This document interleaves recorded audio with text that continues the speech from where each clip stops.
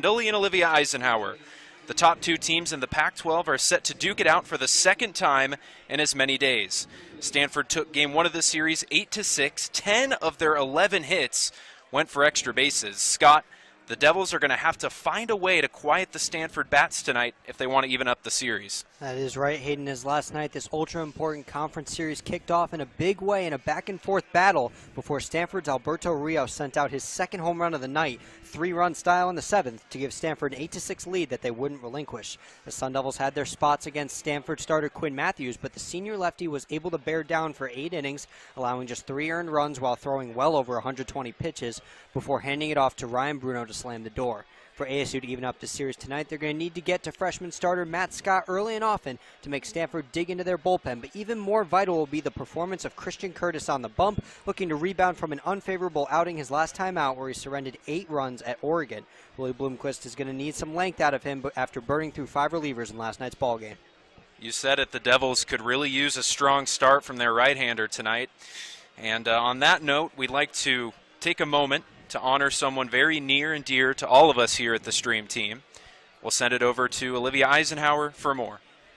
On behalf of the entire crew here and more across the valley, that has been a very sorrowful past 24 hours. Someone near and dear to our hearts, Mark Rita, a teacher, a producer, and more, has passed as of Friday night from a very aggressive form of cancer. A longtime producer for D-backs baseball that made his way to the Cronkite School at Arizona State, bringing you broadcasts like this one. He would say, if you aren't streaming, you aren't dreaming.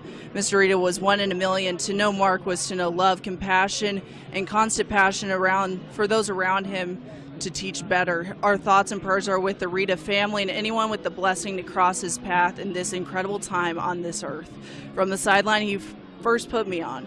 We'll be right back on Pac-12 Insider.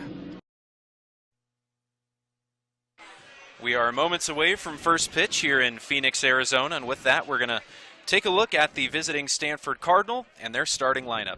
Leading off in center field, it'll be Eddie Park. He'll be followed up by Tommy Troy. Batting third will be Graham Carter.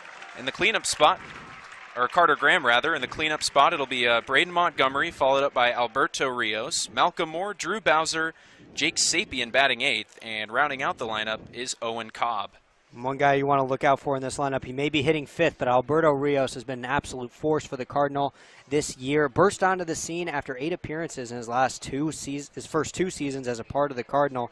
He has all he's done now in his opportunities has led the team in OPS, RBIs, slugging, and on-base percentage. And with that, we'll take a look at the righty on the mound for the Sun Devils. It's Christian Curtis, who, as you mentioned in the open, is going to be crucial to the Devils' success tonight. Christian Curtis coming into this outing tonight with a 4-3 record, but an ERA that's a little inflated at .670 in the 11 starts that he's made. He's gone 49 2/3 innings pitched. His art has been the strikeout, throwing 49 punch-outs, but giving up 56 hits in the process. He'll come at hitters with a really hard fastball that sits in the mid-90s and a Frisbee-like changeup that Ryan Campos, his catcher tonight, has quoted as the best individual pitch on the team. You said it, Ryan Campos is back behind the plate tonight after returning as the DH yesterday, and we'll take a look at the rest of the Sun Devils and how they line up around the diamond. It'll be Kian Vu getting the start out in left field. Center field, it'll be Isaiah Jackson, and manning right field will be Nick McLean. And then we'll go third to first on the infield. It'll be New Contradas, Luke Hill, Luke Keischel, Jacob Tobias, again with Christian Curtis on the mound, throwing to Ryan Campos. Just moments away from first pitch. Again, Stanford took the opener of this series, 8-6. It was a back-and-forth contest. And the Sun Devils going to have to play good defense tonight, which for the most part they did last night, but cannot allow any free base runners, whether it be by the walk or the air, when you're facing a potent lineup like this. Absolutely, and it's really the part of the game that gets overlooked so much. The fielding aspect of it, you can't be giving away free bases on the mound in terms of walks and hit by pitches, but it's those errors and making the right throw that is just as crucial. We've seen ASU do it a lot this year, but Stanford puts the ball in play so much pressure on the opposing defense. ASU's going to need to be sharp with the gloves tonight. Eddie Park set to get this thing started. Take a look at the numbers. Batting .333. First pitch from Curtis is outside for ball 1. Eddie Park, a typical leadoff hitter at the top of the order for Stanford. Just a guy that gets on base. 63 hits and 15 doubles. It leads the team. Yeah, Park has been all over the base paths for the Cardinal this year. Last night, relatively quiet, 1 for 5. There's a strike. Curtis dots up his first strike of the day. 94-mile-an-hour fastball in the outer half. He likes to work away from the hitters, try to get him to roll over on it. Swing and a miss. 95 on the heater, and the count's even at 2-2.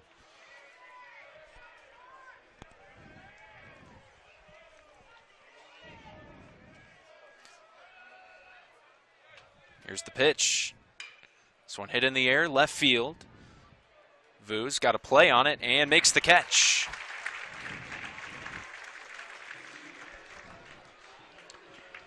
Curtis, a really good job to fight back in that count there after throwing 2 balls. Comes back with 2 strikes and keeps working on the outer half.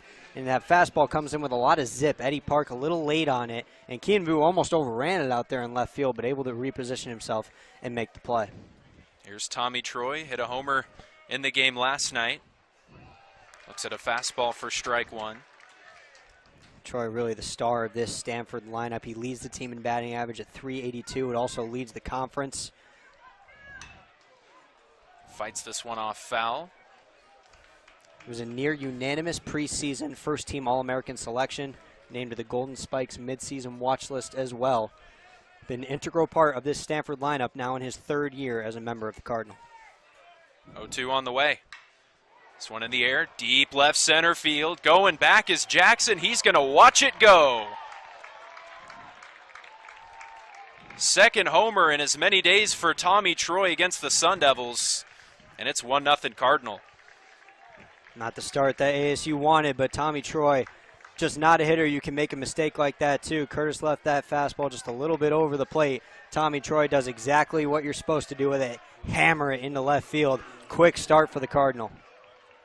That is home run number 9 on the season for Troy. That'll bring up Carter Graham, the first baseman.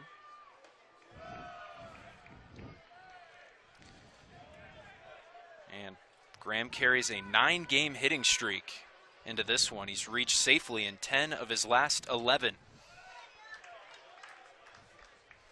Also made some slick plays over at first base last night. Carter Graham did have a nice glove over there, but what's made him so good for Stanford is that bat. Hit .331 in 64 games last year as a sophomore, led the pack in home runs and RBIs at 22 and 79 respectively.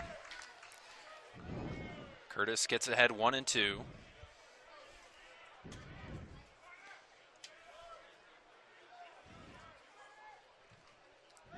And that one looks like it got a piece of Graham, so he'll take first base on a hit by pitch.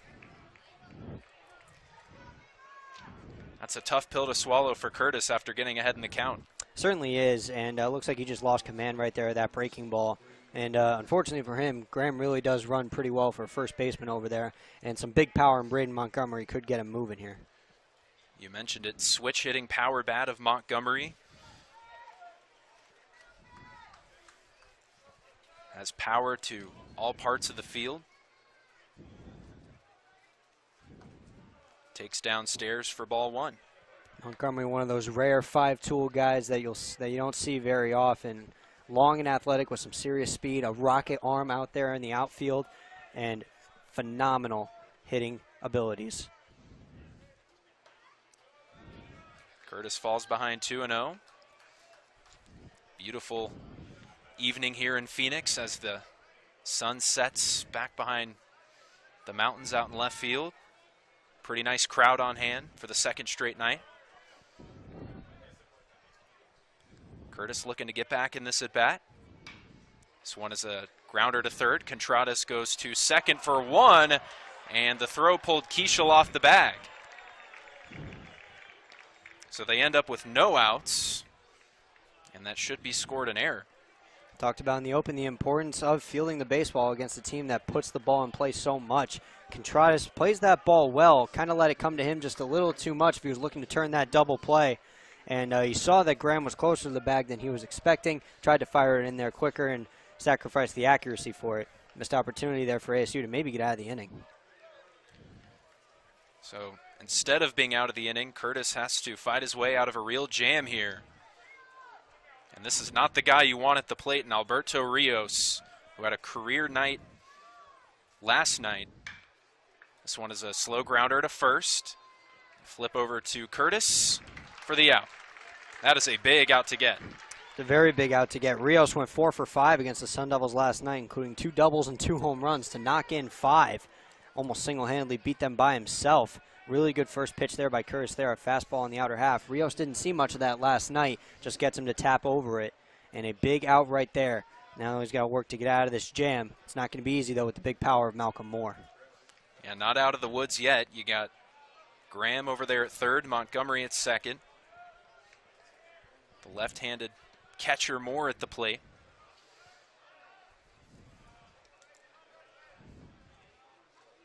First pitch is hit hard to right field toward the foul line, and it just does go foul. Curtis got a little lucky on that one. He really grooved that fastball in the mid-90s, low in the zone, which is Moore's sweet spot, and he got the kind of contact he wanted, just a little out in front of it. Curtis, I think, is lucky to get that one back.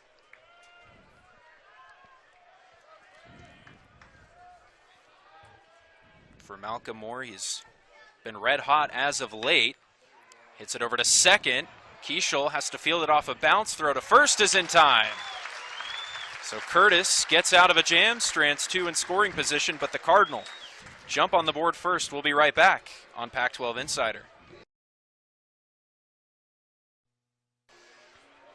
We'll take a look at the starting lineup for the Arizona State Sun Devils. Going up against the Cardinal, leading it off in right field, it'll be Nick McLean. It'll be followed up by the shortstop Luke Hill.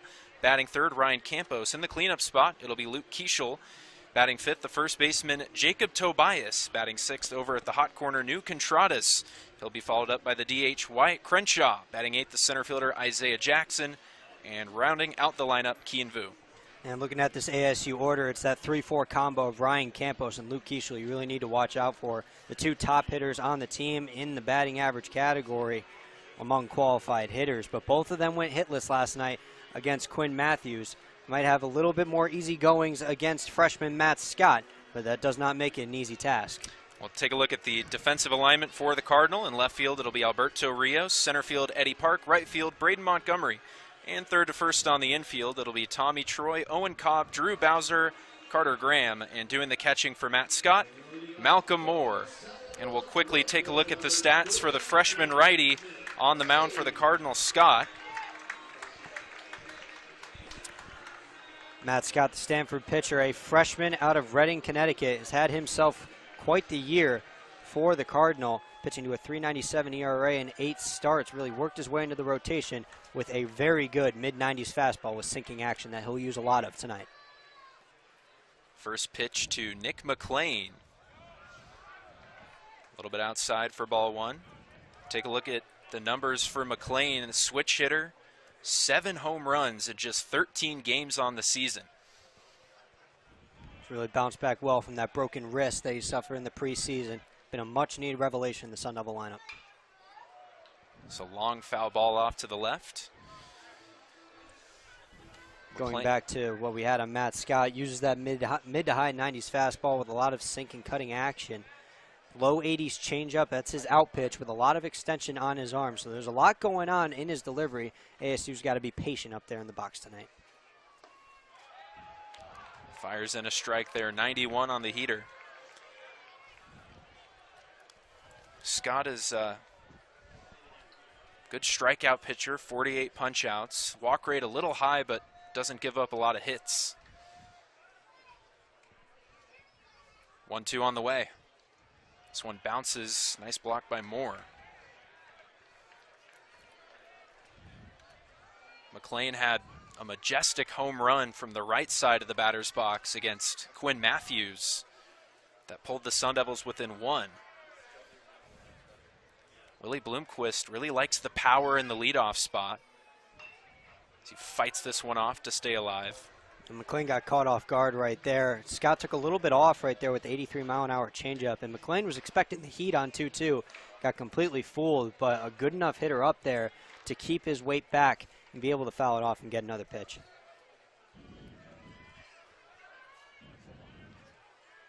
The 2-2. This one lifted foul. Into the bleachers. Another changeup there from Scott. He's really not trying to give McLean anything he can really hit hard. Well, McLean, being a switch hitter, pretty much matchup proof. That's something Willie Bloomquist said is another reason he likes him up there at the top of the order.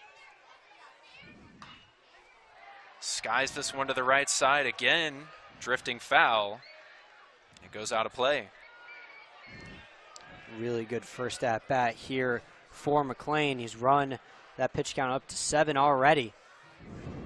It's going to be very critical for ASU to work Matt Scott a lot and get to this Stanford bullpen, considering they only threw 2 pitchers last night, with Quinn Matthews handing the baton straight to closer Ryan Bruno. That one runs low and in. And this tremendous first at bat by Nick McLean continues. As a freshman, you don't see a lot of this kind of plate discipline. A lot of freshmen come in really just amped up to hit. They let the nerves get to them a little bit, but McLean has really showcased in his 13 games just how patient he is at the plate. A really professional hitter for someone in his first season. This one grounded to second. Throw on to first in time for the first out. Hit it hard on the ground. Unfortunately, man right there was Drew Bowser, able to hang with it and make the play. Tough luck for McLean, but very good at bat, good tone setter. That'll bring up the shortstop, Luke Hill. Picked up a base hit in the game yesterday, has his average up to 341, which is the highest average for a freshman in the Pac-12.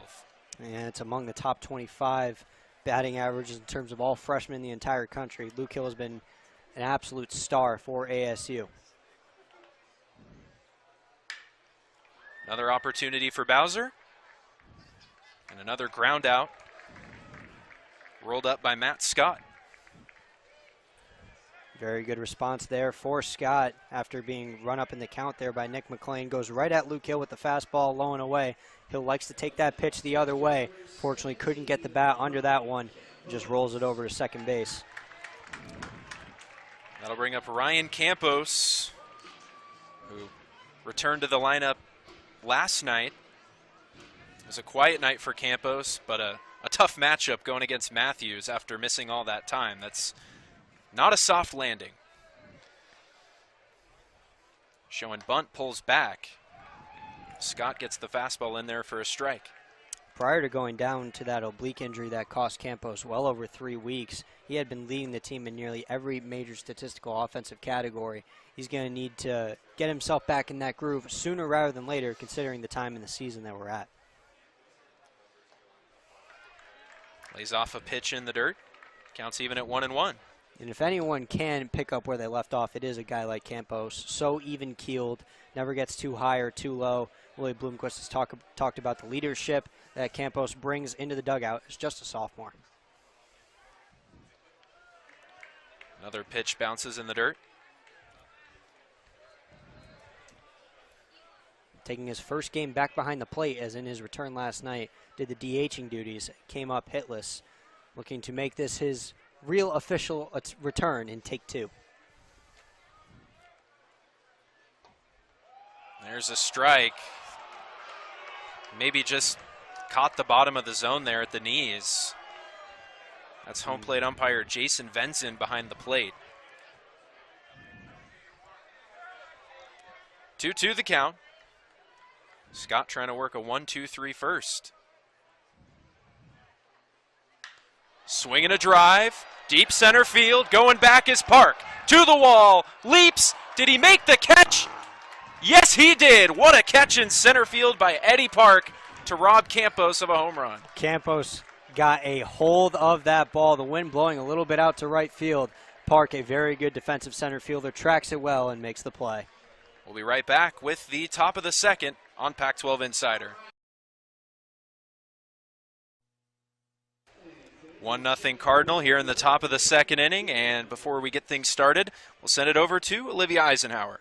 Yeah, this matchup looked slightly different last year. A series at the time that head coach Willie Bloomquist called an eye-opener on how far the program had to go. A series of Cardinals ran the Devils out of the second diamond 34-16, and then again falling to the Cardinal in the Pac-12 tournament. Bloomquist was brought to ASU, of course, to bring back that rich culture of MLBU as it is known here. And while falling last night, he said that it is a pretty dang good team in Stanford, and they were right there with him. Got up and just kept fighting. David Esker, the head coach of Stanford, said prior to today's game, his message to the Cardinal was the exact same terminology. It was a dang good team on the other side of the diamond. Thank you, Olivia. Lots of mutual respect between these two teams. Number 1 and 2 in the Pac-12 standings. As they should have that mutual respect, not just for their teams this year, but for their entire programs. Combined between these two, 7 national championships, 40 trips to Omaha. Bowser into center field and caught by Isaiah Jackson. Another unlucky break there for Bowser. He's had a lot of them this year. Coming into this season, was a top 100 MLB draft prospect according to D1Baseball.com. Has not had the necessary season he really feels he could have, hitting just in the 270s. And we've seen a lot of that tough luck hits for him. Got all of it, but right at somebody. First pitch to Jake Sapien is a little bit inside for ball 1. Sapien had a tremendous day at the office yesterday. Swing and a miss there. Gave himself a double right there with 2 other quality at-bats. Really helped lengthen out this Stanford order out of the 8-hole. Entered the ball game with just 1 double, and the 2 doubles got him up to 3 on the season. Showing off that power.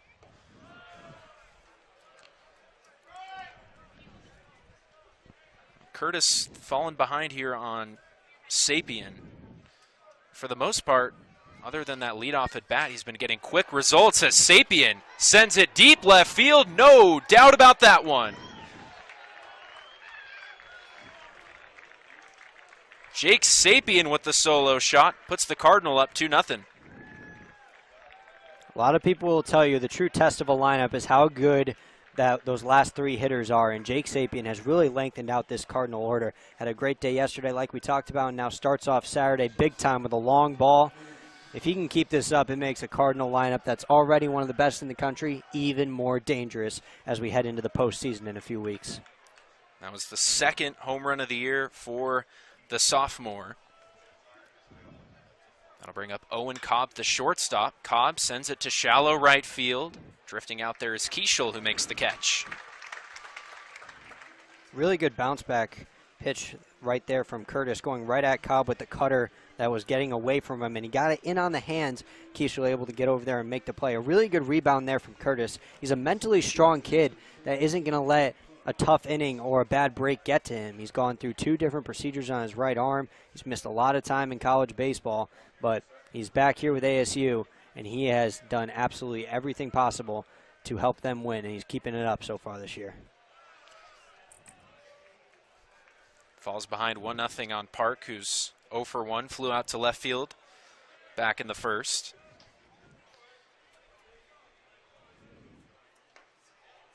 Gets back in there with a fastball for strike 1. Well, we've seen this year when Curtis is on, he can rack up the strikeouts, get lots of swings and misses. And that's how he gets his outs. That's what he makes his bread and butter on. He really likes to ride his fastball. And why not? He throws it in the mid-90s, really 95, 96 even. A lot of ride to it. It's a hard pitch to pick up. Hard grounder to third, and it eats up Contradas, goes into left field. 2-out knock for Eddie Park, and the Cardinal are still in business. It's been a really weird season for New Contradas over there at third base. At the beginning of the year, really was not hitting that well. And Willie Bloomquist said the only thing that kept him in the lineup earlier in the year was his fielding. And since then, he went on an incredible hot streak after a really slow start to the season. And since kind of tapered off from that, still hitting over 300. But it's come at the sacrifice of his defense. Made an error last night and now one again here. Here's Tommy Troy, who hit a solo shot his first time up. And the real fault of Contreras on that play right there, trying to sideswipe it a little bit. Got to get the body in front, knock the ball down at all costs. Undoubtedly a tough play. Big swing and a miss from Troy. Couldn't catch up to the fastball. Curtis took just a little bit off on that one, 92 miles an hour, and sunk it down low. Completely fooled Troy. It's the first time Curtis has really deployed a sinker thus far tonight. Park takes off. This one is fouled back for strike 2. Curtis got to find a way to get Tommy Troy out here with the big part of the Stanford order coming up. You don't want to turn a solo home run into a crooked inning. Got to stop the bleeding. That's something the Devils did a nice job of last night. It was just a couple of long balls that really bit them.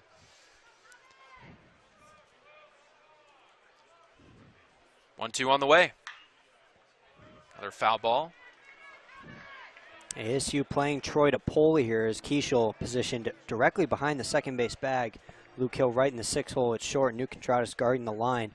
Troy is a guy who will use the entire field, but they're banking on him being early on that effective fastball of Curtis. See if it pays off. Curtis checks Park over at first. Fires, grounder to short. Hill can't field it cleanly. They go to second just in time for the out. So Curtis is able to strand that run at first base. But the Cardinal extend their lead to 2 after the second homer of the year from Jake Sapien. We'll be back with the bottom of the second on Pac-12 Insider. Back with the bottom of the second inning. Devils going to once again have to come from behind if they want to get this one. Still just 2-0, but so far the long ball has bitten the Devils in this series. And Christian Curtis was able to limit the damage a little bit by only allowing the solo home runs to bite him. He's come back and finished off the inning both times, but ASU going to need to support him with the bats here at some point. And we're able to run up Matt Scott in some counts in the first inning. Now it's really up to Luke Keishel to get something going. It may be just the second inning, but going down to this Stanford team is the absolute last thing you want to do. And Luke Keishel has been red hot at the plate. He's continued his tremendous first season in Tempe as he tries to check his swing, but went around. Keishel really has been the engine of this ASU offense, has not missed a single game this entire season. His 23 doubles lead the nation. He's one of 4 players in the country with 20 doubles and 10 home runs on the year. This one chopped foul right at the plate. And Scott gets ahead 0-2. And where Keishel has really stepped his game up is in Pac-12 play. He leads the Pac-12 with 59 weighted runs created this season, 4 more than any other player in the league, 22nd among all Division I players. It's quite a stat there. Weighted runs created. It's the new age of baseball, Hayden Weber. Yes. 0-2. This one hit hard and just missed the third base coach over there. And Mike Goff had to do a little bit of a dance over there at the third base line. Keishel hit a frozen rope, would have hit him right in the head if he didn't get out of there. Quick reflexes over there. Well, Keishel has been aggressive in this at-bat. 3 swings on 3 pitches.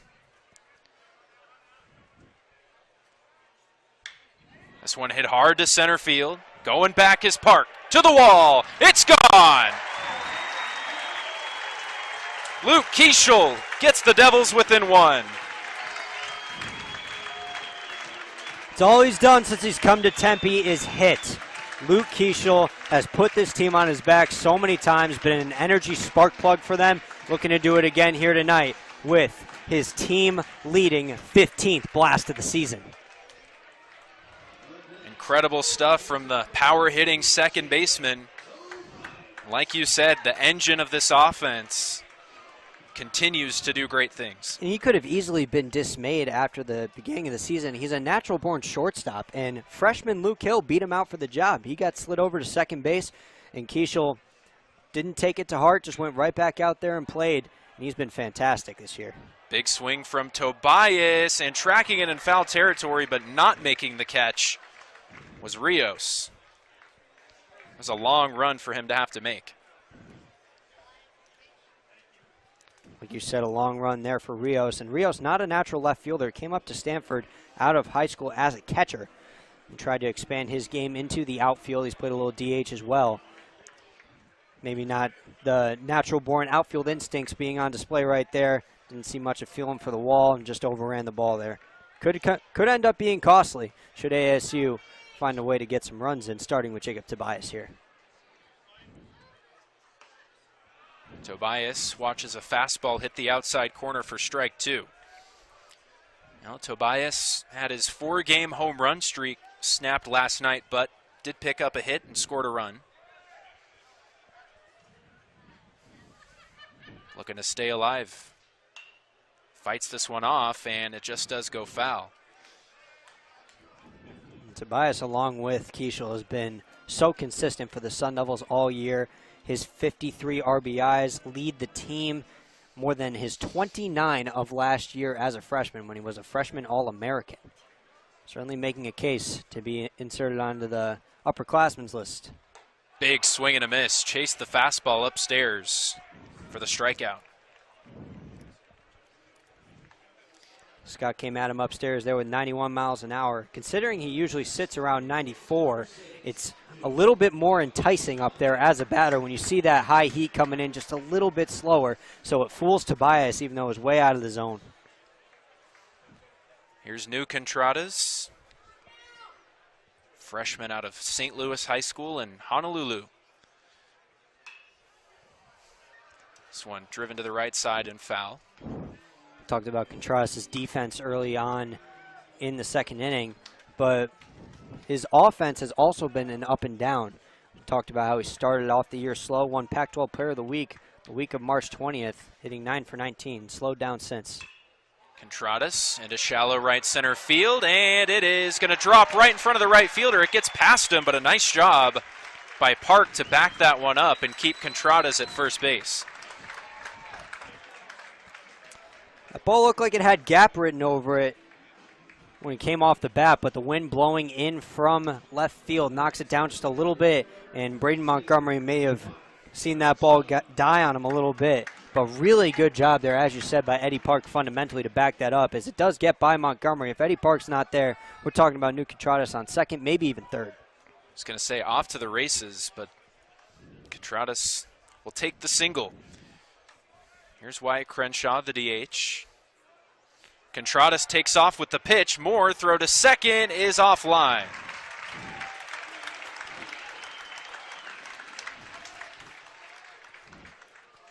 Very aggressive there by Contradas to take off on the first pitch. That's his 7th successful stolen base attempt in 9 tries this year. A lot of speed over there for a third baseman. He's used it to stretch singles into doubles so far this year. And now using it on the base paths. And ASU with a runner in scoring position now for Wyatt Crenshaw. And Scott will step off and throw back over to second. Got a really good jump on that pitch, too. Scott kind of came in a little slow out of the stretch. Contradas seemed to have picked that up. Really got off to the races, and it was a rush throw by Malcolm Moore that nearly went into the outfield. 1-0 to Crenshaw. Misses downstairs. 2-0 the count. First time Scott's been dealing with a base runner tonight, maybe getting to him a little bit. Seems like he'll look to rebound with a fastball here, probably on the inner half, try to get Crenshaw jammed.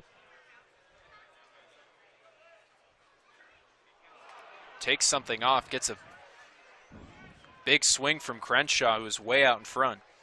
It's a beautiful spot for a changeup right there. Not very conventional to see out of a freshman, especially when you're down 2-0 in a count, but he takes a little bit off of it right there and completely fools Crenshaw to get himself back in the at-bat. Crenshaw still ahead in the count. Now shows bunt, but pulls back, and it's 3-1. Hitters count here for Crenshaw, who's had a nice season at the plate, hitting .293. More specifically, though, with runners in scoring position, hitting .250, looking to bump that up here with a duck on the pond over at second. 3-1. Crenshaw fouls it back, and the count is full.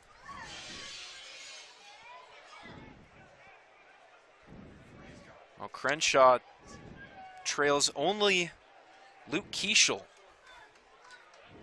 for the Pac-12 lead in doubles. He's got 16 of them. Contrada's dancing around at second. Here's the pitch, ground ball over to second. Coming in as Bowser, makes a clean play and a nice throw over to first for the second out, but making it to third is Contradas. Really good pitch there on 3-2 from Scott. Came inside there on Crenshaw, who just gets it off the handle. And it's a high chopper, but Bowser with great body control over there at second to make the play on the run and still throw a strike to first. Nonetheless, a productive out there from Crenshaw, as now all you need is a base hit from Isaiah Jackson to tie the game. Isaiah Jackson getting a nice hand. Had a homer off of Quinn Matthews last night, a majestic shot to dead center field. Very impressive to see in the lefty-on-lefty matchup, and considering Quinn Matthews, one of the best pitchers in the country, Isaiah Jackson coming in as a freshman, just took that 95-mile-an-hour fastball to dead center. A lot of talent in this kid. Willie Bloomquist thinks he could be the next big thing for ASU baseball. See if he can cash in and tie this ball game up, and gets it in the air to left field. This one drifts foul into the bleachers.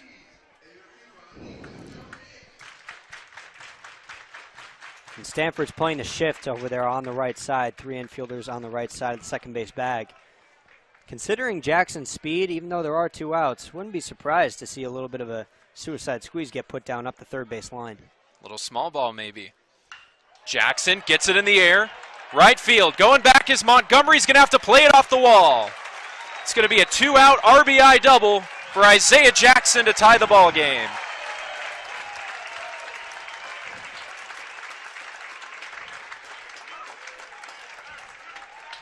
Such a mature hitter, and he's just a freshman up there. He has really came on throughout the season. When he first came up at the beginning of the year, saw him swinging at everything, taking a lot of strikeouts, but over the year he's really progressed with seeing the pitches come through and getting what he wants. Isaiah Jackson gets the fastball in the wheelhouse right there.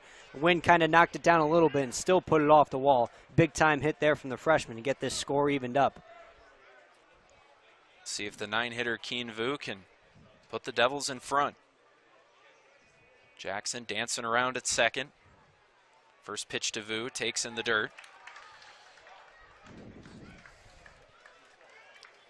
Jackson's got great speed out there on second base. If Keen Vu can find a way to sneak this one through, would almost certainly tie the game, give ASU the lead. For Vu, it's his first appearance this series. Didn't enter the game last night. Takes low and in, nearly clipped him in the foot. Gets ahead 2-0 in the count. He played all 3 games in Eugene last weekend. Was able to get aboard 4 times in that series.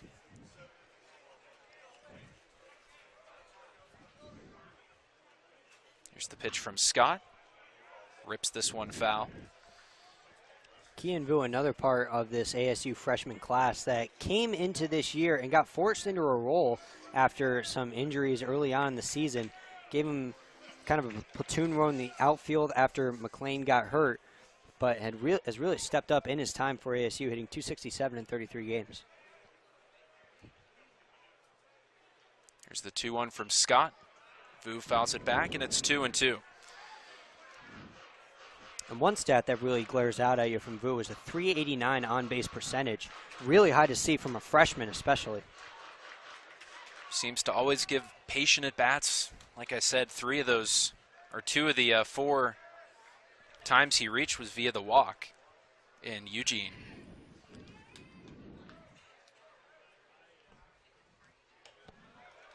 Takes a pitch upstairs, and it's another full count in this inning for Scott.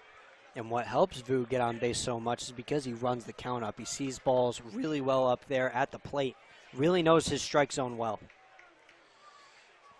2 home in the inning for the Devils, looking to add on. Jackson the runner at second with 2 outs. The payoff pitch to Vu. He reaches the bat head out and fouls it back. It was looked like a 2-seam fastball out of the hand of Scott that cut away from the plate. Got Vu swinging at what would have been ball 4, it looked like, but hard to lay off a pitch with that kind of movement with 2 outs. Exactly. It's tough when you're in the left-handed batter's box and it just trails into that right-hand side. Another 3-2. Misses low and in. Vu's aboard with a walk. There's that patience you're talking about. We'll praise Kean Vu, of course, for getting on base, but it's really going to hurt Matt Scott now because that puts another runner on base, but now the lineup's going to turn over where Nick McClain is waiting, and he has had himself one heck of a start to the year, hitting well over 375 in his first 13 games in college. So the Cardinal already have a right-hander getting loose in the bullpen. Don't want to speculate, but could be a short leash for Scott tonight, especially with the Stanford bullpen being so well rested after Quinn Matthews gave them 8 innings last night. And it's a deep bullpen back there for Stanford. We're going to come out and get a mound visit to try to shake off Matt Scott. And Scott, in recent starts, he has not had the stuff really to go too deep. His last 3 starts, he has not gotten past the 3rd inning. Hasn't had the most success lately, like you mentioned, and trying to get a look at the number. It's number 25, Nick Dugan, getting warm out there, the freshman. Matt Scott looking to keep him out there in the bullpen and try to get himself through the inning as he gets a talking to from the Stanford pitching coach. Well, this inning started off tremendously for the Devils with a leadoff solo shot by Luke Keeschel, and was followed up by a single from Contradas.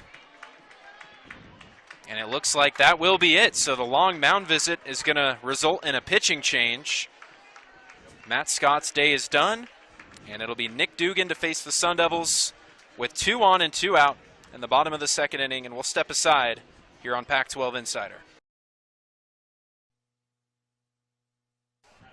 We're back in the bottom of the 2nd inning. Devils threatening, and the Cardinal go to the bullpen early. It's the right-hander Nick Dugan. Nick Dugan, the freshman out of Eureka, California, was the number 17 overall recruit out of California of the class of 2022 on Perfect Game. He's been used for multi-inning relief mostly by David Esker and has had some trouble. He's given up earned runs in all of his last 5 outings and all but 2 of his appearances this season.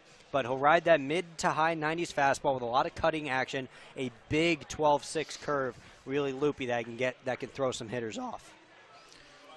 And he'll have a tough first assignment with the switch hitter Nick McClain up. We'll have Isaiah Jackson at second, Kean Vu at first, so great speed on the bases.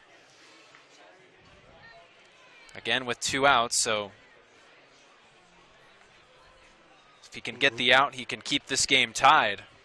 A really short leash on Matt Scott, who for the Sun Devils for the Cardinal, has not had the stretch that he's particularly wanted. It's his 4th straight start now where he's yet to make it to the 4th inning.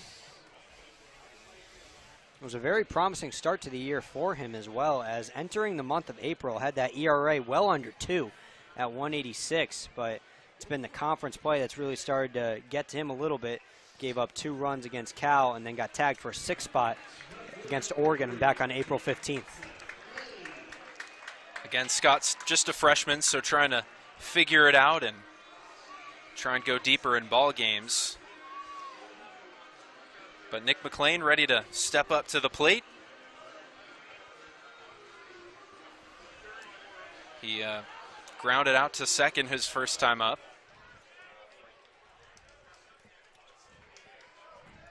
An interesting choice by David Esker to elect to not allow Matt Scott to go through the lineup a second time, even with the jam going on. Going to go to the freshman and trust him to get him out of here. Fans getting restless. Had a long stoppage, and here we go. Dugan comes home, misses downstairs for ball 1. I'm a very big proponent of coming out of the bullpen, throwing a first pitch strike to really set the tone for an at-bat and your own outing. Dugan not starting out on that token against a very good hitter in McClain. Fires in a pitch there for a strike to even up the count 1-1. See there on his left wrist, the PitchCom system really being deployed all throughout college baseball now, where pitchers have even called their own pitches. Catchers just listen to what they have. That's definitely one of the new developments in the ever-evolving game of baseball, and some guys like it, some guys hate it. We've seen that at all levels of the game. Willie Bloomquist absolutely hates it. I can confirm that for sure. 2-1 to McLean. Swing and a miss. Caught reaching on a fastball. That fastball tailed out of the zone right there. And with that open left side with the shift on McLean, it's even more enticing to go after those outside pitches to try to poke it through because the hole is so big. Fortunately, McLean not able to get bat to ball there. 2-2 on the way. Lays off an enticing fastball right at the knees, but home plate umpire Jason Venzen said it was a little bit low. That's a really good 2-2 pitch right there from Nick Dugan, but Nick McLean able to lay it off after going after a pitch out there on the previous ball that was thrown. Runners will be off with the pitch. 3-2 on the way. This one grounded right at the hole, and that'll get a run home. Jackson rounding third. He's going to score standing up. It's another 2-out RBI knock for the Devils, and it's 3-2.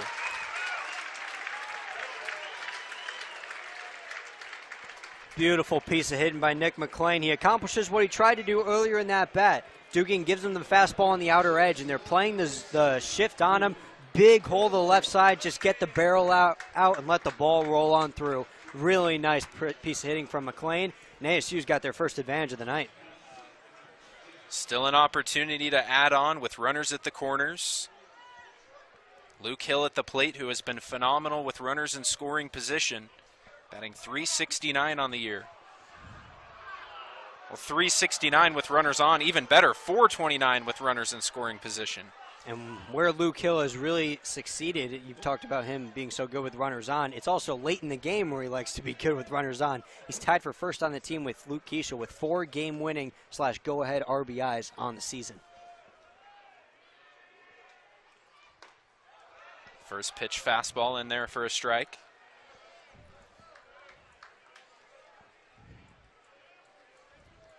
Luke Hill 0 for 1. Looking to cash in a big situation. 3 runs home for the Devils in the bottom of the second. Hill skies it to right field. This one going back toward the wall. It carries out of here. 3-run blast for Luke Hill. And just like that, it's 6-2 Devils. These Devils, they can put a hurting on you in a hurry. It went down 2-0 quick in this game, but they get it all right back and then some. A 6 spot here in the bottom of the second. Luke Hill putting the cherry on top with a 3-run blast right there. It looked like just a long fly ball, but it kept carrying and carrying. Montgomery just ran out of room out there in right field. Big start here for the Sun Devils. Putting up a big crooked number here in the second with all the momentum right now. Here's Ryan Campos, the 9th man to bat in the inning. This one hit right in front of home plate. They say it's fair. They throw to first for the out. A little confusion. Campos thought it was foul, and out comes Willie Bloomquist. Couldn't exactly tell from up here where that hit off Campos' foot or off the plate, but home plate umpire Jason Venzen has the best view. It looks like he's going to talk it all over with Willie Bloomquist right now. And it appears that is the final call, but nonetheless a 6 spot for the Devils in the second. They're up 6-2 on the Cardinal. We'll be back with the third here on Pac-12 Insider. Back in the top of the third inning, Devils with a 6 spot, capped off by that Luke Hill 2-out 3-run blast. And they're up 6-2 on the Cardinal, and Matt Scott had an early exit tonight. And Matt Scott, another outing for him in which he does not get as far as he wanted, 4 straight outings without reaching the 4th inning.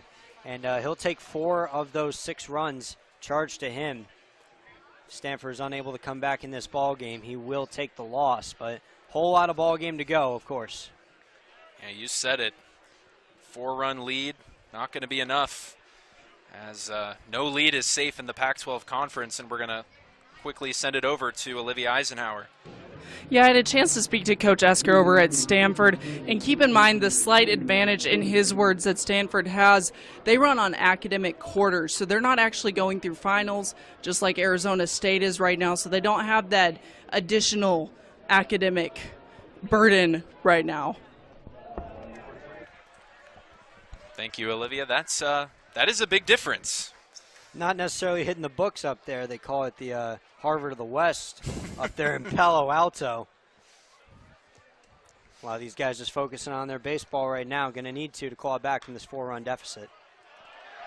Graham fouls it, looked like off of his foot or at the plate back into fair territory, and the fans still upset about the previous inning in which Ryan Campos hit a ball right in front of home plate, which was, borderline foul ball, but was called fair and he was thrown out. It's a packed crowd here at Muni, and Jason Benson's going to hear him down there. And ASU faithful not particularly happy with the final out of the second inning. Looked like Ryan Campos fouled it off the plate, instead was thrown out. Similar situation there.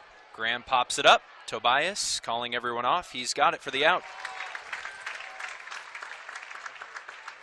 And that big 6 spot, how probably no one likes to see that more than the man on the mound, Christian Curtis. After surrendering 8 runs in his last outing against Oregon, coming back out and seeing that your guys have your back and giving you that support, can really pitch freely and out of his head, just find a way to get some outs. Here's Montgomery. It really is a confidence boost up there as a pitcher when you see you have a cushion to work with. So he's been bit by 2 solo home runs again. It's going to take 4 more of those for him to even get close to being in danger. Montgomery, slow tapper to the right side. Tobias fields and tosses to first. And a nice grab by the pitcher, Curtis, covering for the second out.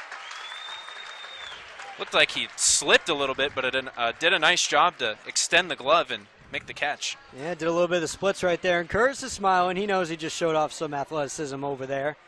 That's why they teach pitcher fielding practice. Those in-between balls can be really tough to communicate on. Tobias did really well to take charge and go get it. Had some trouble getting it out of his glove, and Curtis almost overran the bag. But a really lengthy kid, able to keep that leg on the base. Now he's out away from getting through the inning. Rios swinging at the first pitch, fouls it back.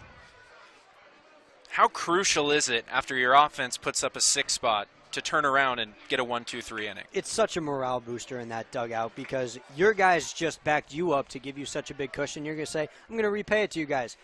I'm not going to let them get any closer. Go score some more runs. He's 1 strike away from getting the bats back in to the hands of the Devils. Curtis is. Yeah, corner paint on that 93-mile-an-hour heater. Curtis working quickly. 0-2, swing and a miss. Curtis bounces back with a 1-2-3 inning, finishing off Alberto Rios on strikes. Still 6-2 Devils. We'll be right back at the bottom of the 3rd on Pac-12 Insider. Luke Keischel set to lead it off for the 2nd straight inning. We're in the bottom of the 3rd. Arizona State with a 6-2 lead over the Cardinal and led off the 2nd in a big way. That he did hit a solo home run to get ASU back within 1 at the time. It would end up scoring 5, putting 9 men to the plate in the 2nd inning. Keischel looking to start a similar rally here in the 3rd. And he's in a good position to do it. As a leadoff hitter this year, hitting .500. Incredible stuff, and that's one of the benefits of putting one of your best on-base batters in that cleanup spot, because a lot of times they do end up leading off an inning. Absolutely, and Keischel gets on base at a .457 percentage clip. Really a great table setter, but he's found a home in the cleanup spot after moving around in the top of the order to start the season. His power stats seem to justify it with 15 home runs, despite coming into Tempe as more of a contact hitter. Well, when Keischel came to Tempe, a lot of excitement, a lot of hype, and he has delivered on that. 2-year performer at the University of San Francisco, former Western Athletic Conference Freshman of the Year. First pitch to Keischel, launches it to left. This one's back to the wall. Rios leaps, and it's going to go over the wall. 2nd homer of the ball game for Keischel, and it's 7-2. 1 is fun, 2 is better. Luke Keishel got the hanging slider out right there. I thought he got out there just a little too quickly, but stayed back just enough, got the barrel to it, and watched it sail out of here. Luke Keishel, his 16th home run of the year, second on the night. He may be one of the most impactful transfers in the country this season, Hayden. Ball is flying tonight. Here's Tobias.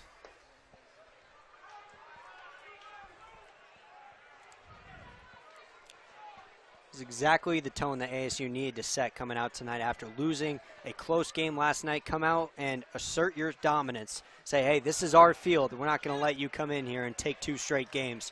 A very important start for the Sun Devils that they're going to have to maintain the rest of the way. Nice job by Dugan to bounce back, getting ahead 0-2 on Tobias and swing and a miss. Tobias down on 3 pitches for the first out. Real determination there from Dugan to get that recovery strikeout. Tobias' second punch out of the night in as many tries. I'll bring up new Contradas. Singleton scored in the second.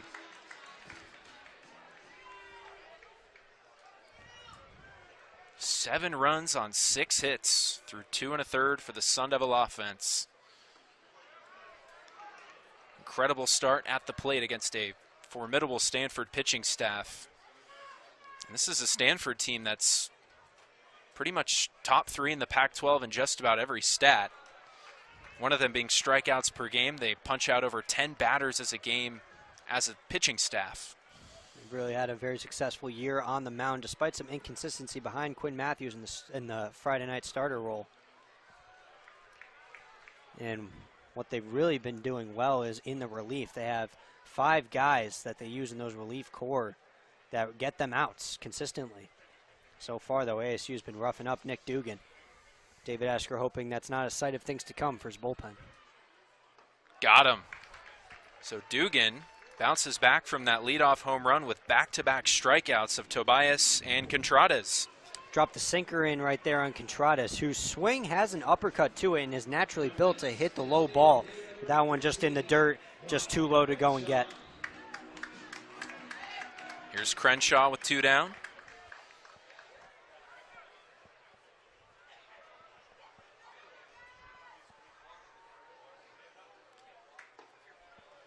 This one misses a little bit down low for ball 1.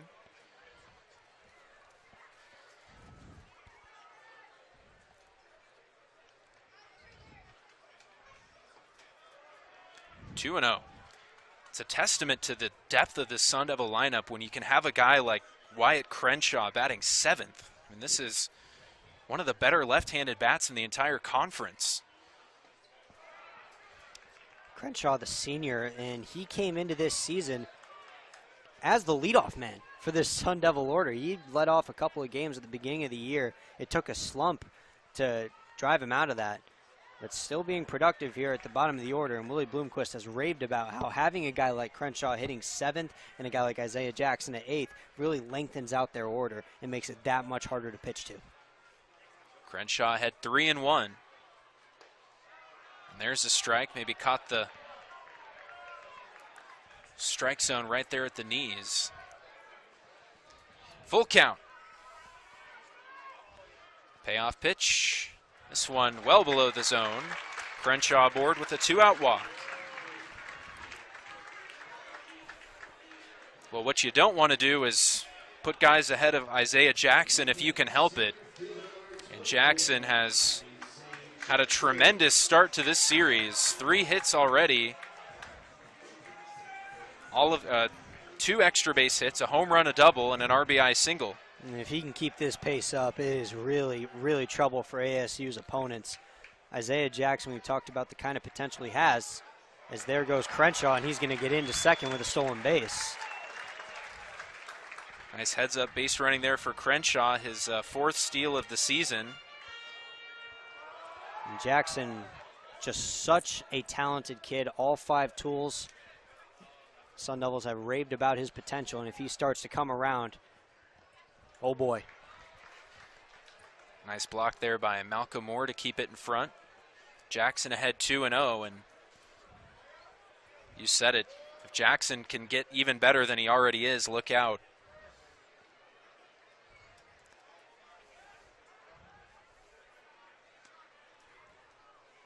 Looking to get that run home from second and add on to this lead. Big swing and a miss. Dugan took something off there.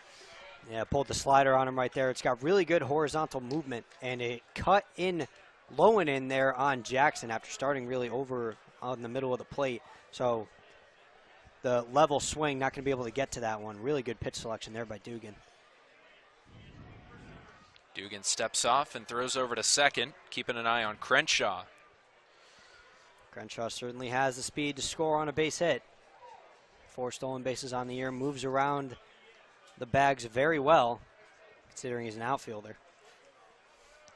Well, he's got a big hole to work with in between the second baseman and shortstop. And looks at a strike there. 2-2. The second baseman, Bowser, is playing back on the grass, and the shortstop, Cobb, is shaded just to the right of the second base bag. Seen a lot of shifts out of Stanford tonight. Jackson lays off downstairs. It came back to bite them back in the second when Nick McLean drove in a run, poking one through the left hole. That would have been the end of the inning had the shortstop been positioned where he usually is. But 3 guys on the right side. Jackson can poke some through the left side. ASU can lengthen this lead. Payoff pitch. Swing and a miss. Foul tipped it into the mitt of Malcolm Moore. Devils leave a runner at second base, but Luke Keischel adds on to the Arizona State lead with his second homer of the ball game. It's 7-2 Arizona State. We're going to step aside here on Pac-12 Insider. We're back in the top of the 4th inning. Arizona State leading 7-2 on Stanford. And Luke Keischel with another home run, his 16th of the year, second of the ball game, extends the Sun Devil lead to 5 runs. It's a nice cushion to have for Christian Curtis, who hasn't gotten a ton of run support throughout the year. Has really had to bear down a lot of outings. Saw it against Washington State, saw it against Oregon.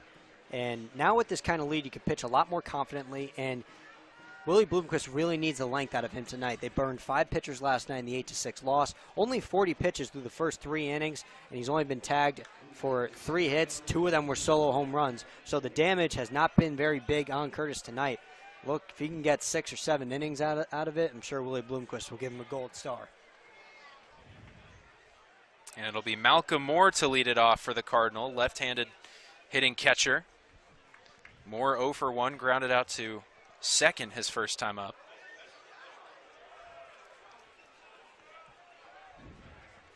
Curtis taking a page out of the Stanford book right there, going with a first pitch breaking ball. Backdoor slider just didn't cut back enough. Curtis tries to go outside with the fastball just off the plate.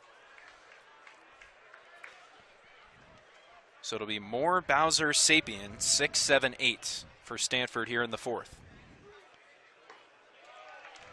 Curtis finds the outside corner. Well, he's been efficient. 43 pitches through 3. You'll take that. Swing and a miss. Malcolm Moore with a really interesting batting stance up there. You see he starts out really wide with those hips really open and then comes in as the pitch is coming, maybe add a little momentum in with his front leg. This one just off the plate. Crowd didn't like it, but it was well outside. Very well outside. Sometimes the fans don't have the best view. Sometimes they don't understand that. Long look from Curtis. He kicks and fires. This one misses low and in, goes to the backstop, and Moore has got himself a walk. Even with a ton of room to work with this 5-run lead, giving up free bases is something that Willie Bloomquist does not tolerate very much. And especially with a leadoff batter, not a very good start to the 4th for Curtis, but hasn't been hurt much tonight. Only 2 solo home runs. And like I said, a lot of wiggle room. Here's the second baseman, Bowser. Moore with his lead at first. Curtis out of the stretch. Misses in the dirt. Campos had trouble corralling it, and then does. Curtis going to go at Bowser a little conservatively here, I think, considering in the 2nd inning, Bowser really pieced him up. Got a square slider, hit it hard into center, but right at the glove of Isaiah Jackson.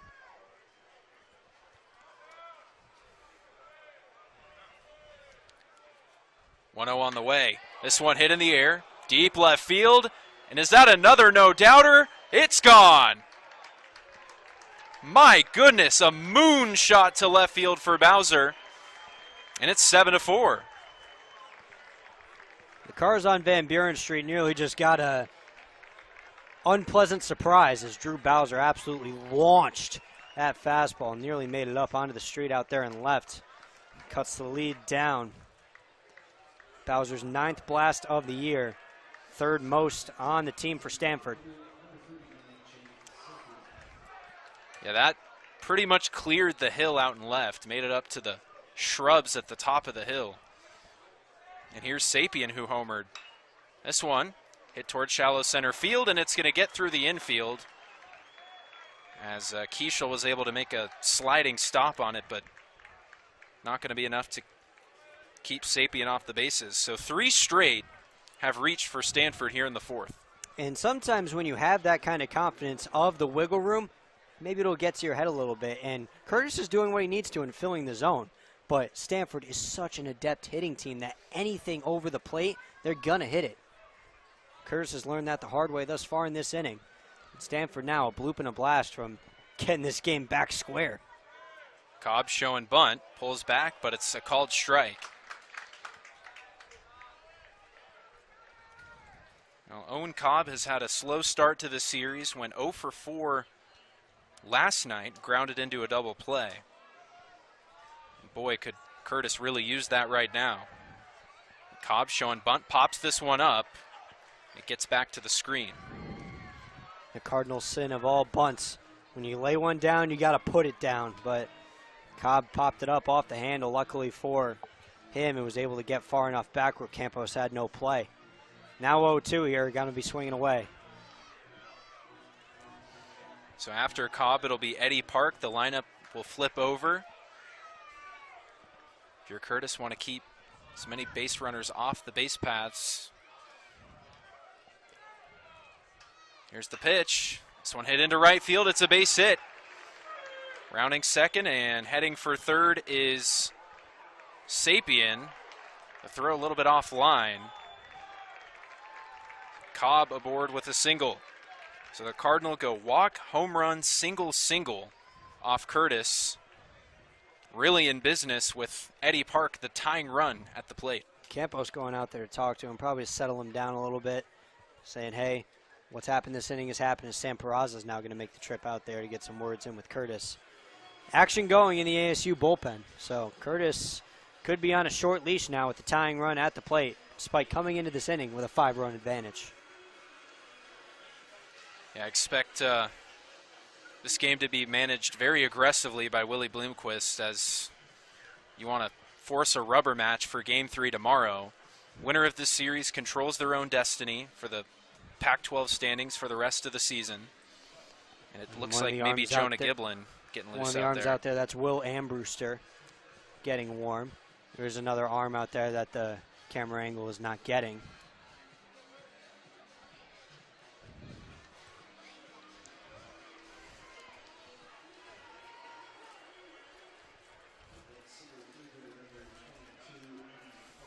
Curtis got a wiggle off the hook here. Eddie Park 1 for 2. It's going to be really hard to do against this top of the Stanford order. Park and Troy both hitting well over 300 on the season. Sapien the runner at third, Cobb at first. Still nobody out in the inning. First pitch to Park. Fastball off the plate. Even though he's throwing 50 pitches, a little bit of zip has come off of Curtis's fastball. Came out throwing 94, 95. Just touched 93 for the first time this inning.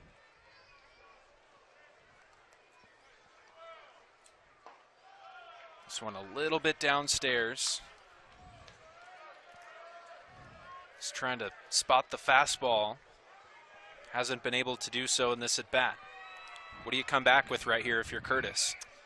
Got to stick with the fastball. You got to get yourself in this count. Don't get fancy. 2-0 on the way. Grounds it back to the pitcher. It's off the glove of Curtis. Everyone is safe. The run scores from third, and it's 7-5. Call it. Should be scored a single Absolutely going to be an infield hit there. And the unfortunate part about it is it looked like it was hit just slow enough for Keishel to come over and get it to flip to Hill. A really unfortunate turn of events there for ASU, as Curtis making the right play, trying to go for the ball, but just didn't get the full glove to it. And it really could cost the Sun Devils if Tommy Troy does some damage right here. Still nobody out in the inning. 3 home for the Cardinal in the top of the 4th. Tommy Troy at the plate. Curtis got to dig deep. Fastball misses inside.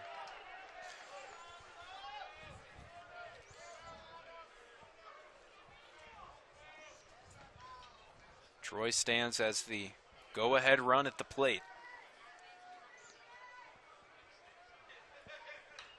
This one popped up.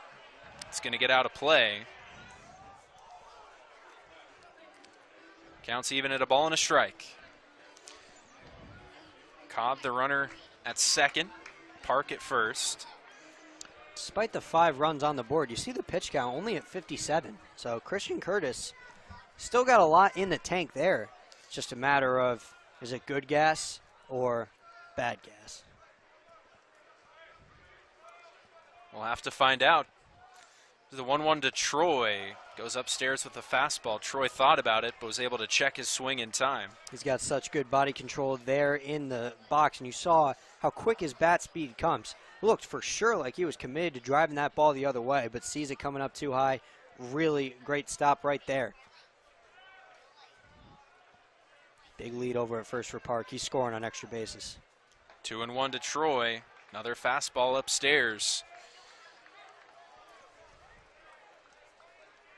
So we'll see if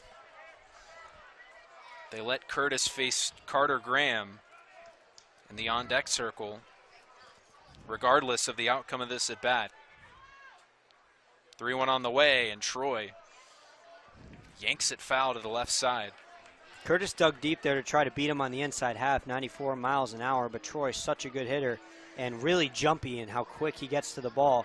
Gets on it quick, just too quick to line it foul. New Contradas is guarding the line over there at third, so anything down the line should be stopped.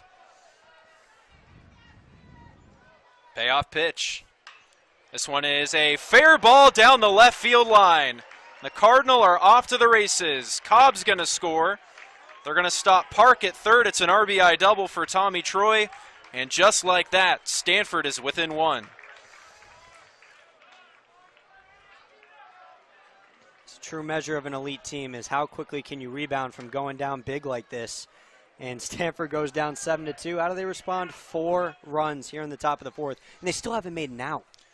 Cardinal go walk, home run, single, single, single, double, and that'll do it for Christian Curtis, who was not able to make it out of the 4th inning.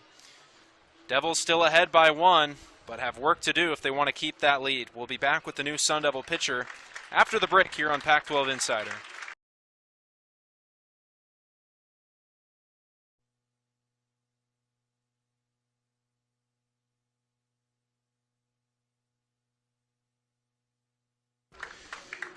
Jonah Giblin gets the call from the bullpen, and he is inheriting a real mess here as the Cardinal have roared back into this game. It was 7-2 Arizona State entering this inning. But the Cardinal, with a barrage of offense, still nobody out. Nobody out. Go ahead. Giblin has given ASU some quality innings this year, whether it's been out of the bullpen or as a Sunday or midweek spot starter. Came in last night against Stanford, got a real big out in the 6th to get out of a jam. Only threw 5 pitches, so Willie Bloomquist going to look for some longevity out of Giblin here. And Giblin can do that for you. He's a guy who can come in a pinch like he did last night, only threw a handful of pitches. He can also give you a long relief as well. Shown the ability to go long in his relief appearances, too. I mean, using as a starter, he's gone 5 innings plus before. No reason to think he can't give ASU some innings here. He's able to get some outs. So it'll be Tommy Troy at second, Eddie Park at third. Nobody out in the inning, and Carter Graham, the first baseman, at the plate. He's 0 for 1. Though he did reach on a hit by pitch, he was eventually stranded at third base to end the first inning.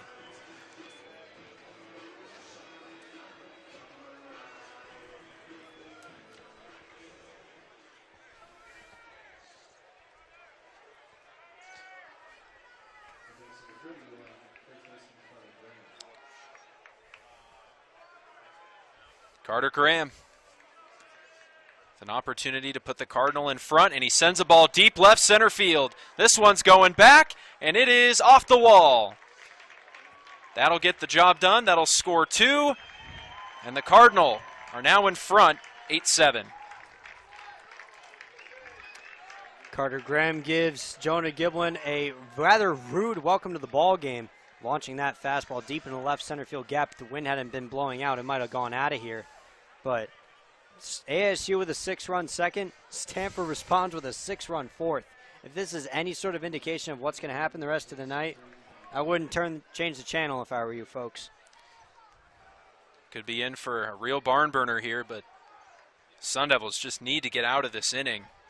Here's Braden Montgomery. Giblin misses outside. It's 1-0. The 8th man to bat in this inning, and Stanford has not made a single out. It's just an incredibly deep lineup. And when you look at David Esker's squad, you can really mix and match this lineup any way you want. That's a testament to their depth. Part of that depth is the consistency of this team. Montgomery fights it off, and it goes foul. Stanford has been such a steady team all season long. Their longest losing streak of the season is 3. And they lost 1 to Texas Tech and 2 to Oregon back in April. And 5 of their players have started every single game in Park, Cobb, Montgomery, Moore, and Carter. They've never fallen out of the top 10 in the USA Today coaches poll all year. This one is lined into center field for a base hit. Rounding third is Graham. The throw is cut off, and it's 9-7. My goodness, things unraveling here in the 4th for the Devils. About to need another section for the 4th inning on our scorebooks up here. Is just 8 straight runners to reach base to start the inning. Truly remarkable. So Montgomery aboard at first. And up to the plate steps Alberto Rios.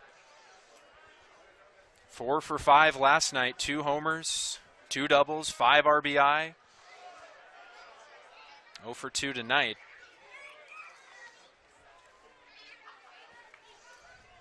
And it's just been an incredible 6-game stretch for Rios. Like we said, the 2-homer game yesterday, hit a grand slam against UCLA last week. As Giblin falls behind 2-0. This rate, you know Stanford's going to be hitting the ball, but you got to put the ball in the zone. You got to make them earn it. Jonah Giblin's had some trouble finding the zone here early on, and when he's found it, he's gotten hit around, maybe shaking his confidence a little bit. 2-0 to Rios. There's a strike. Still only just 1 walk in the inning. It was the leadoff man, Malcolm Moore. 7 straight base hits. 3 of them extra bases. This one a little bit low and away. Giblin falls behind 3-1.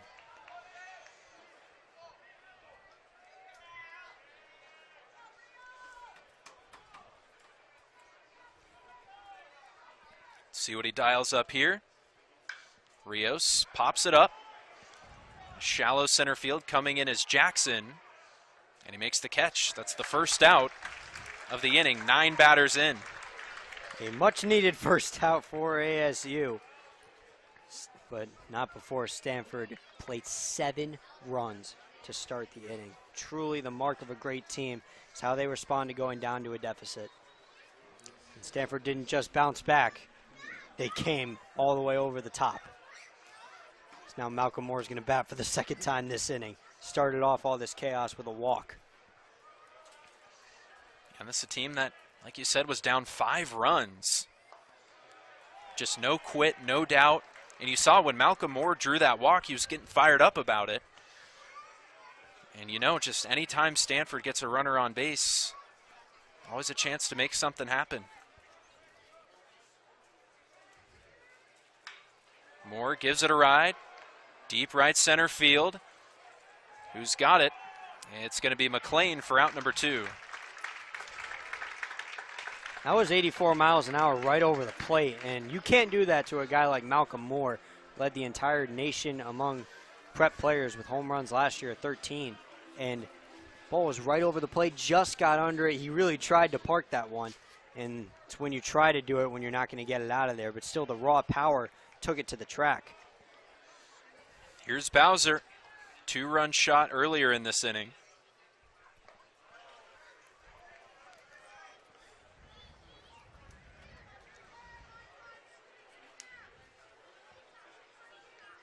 Giblin's been falling behind in counts.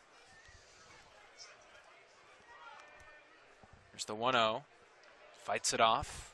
Counts even at a ball and a strike.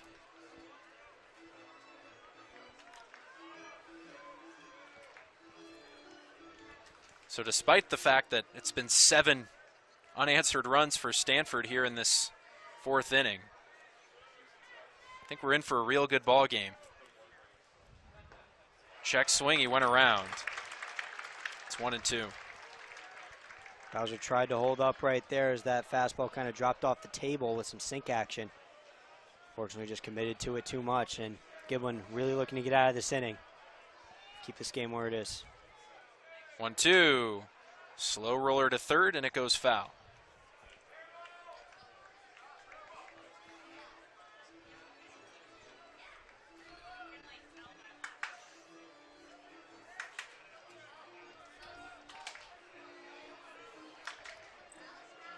So due up for the Sun Devils in the bottom of the 4th, it'll be Keen Vu, Nick McLean, Luke Hill.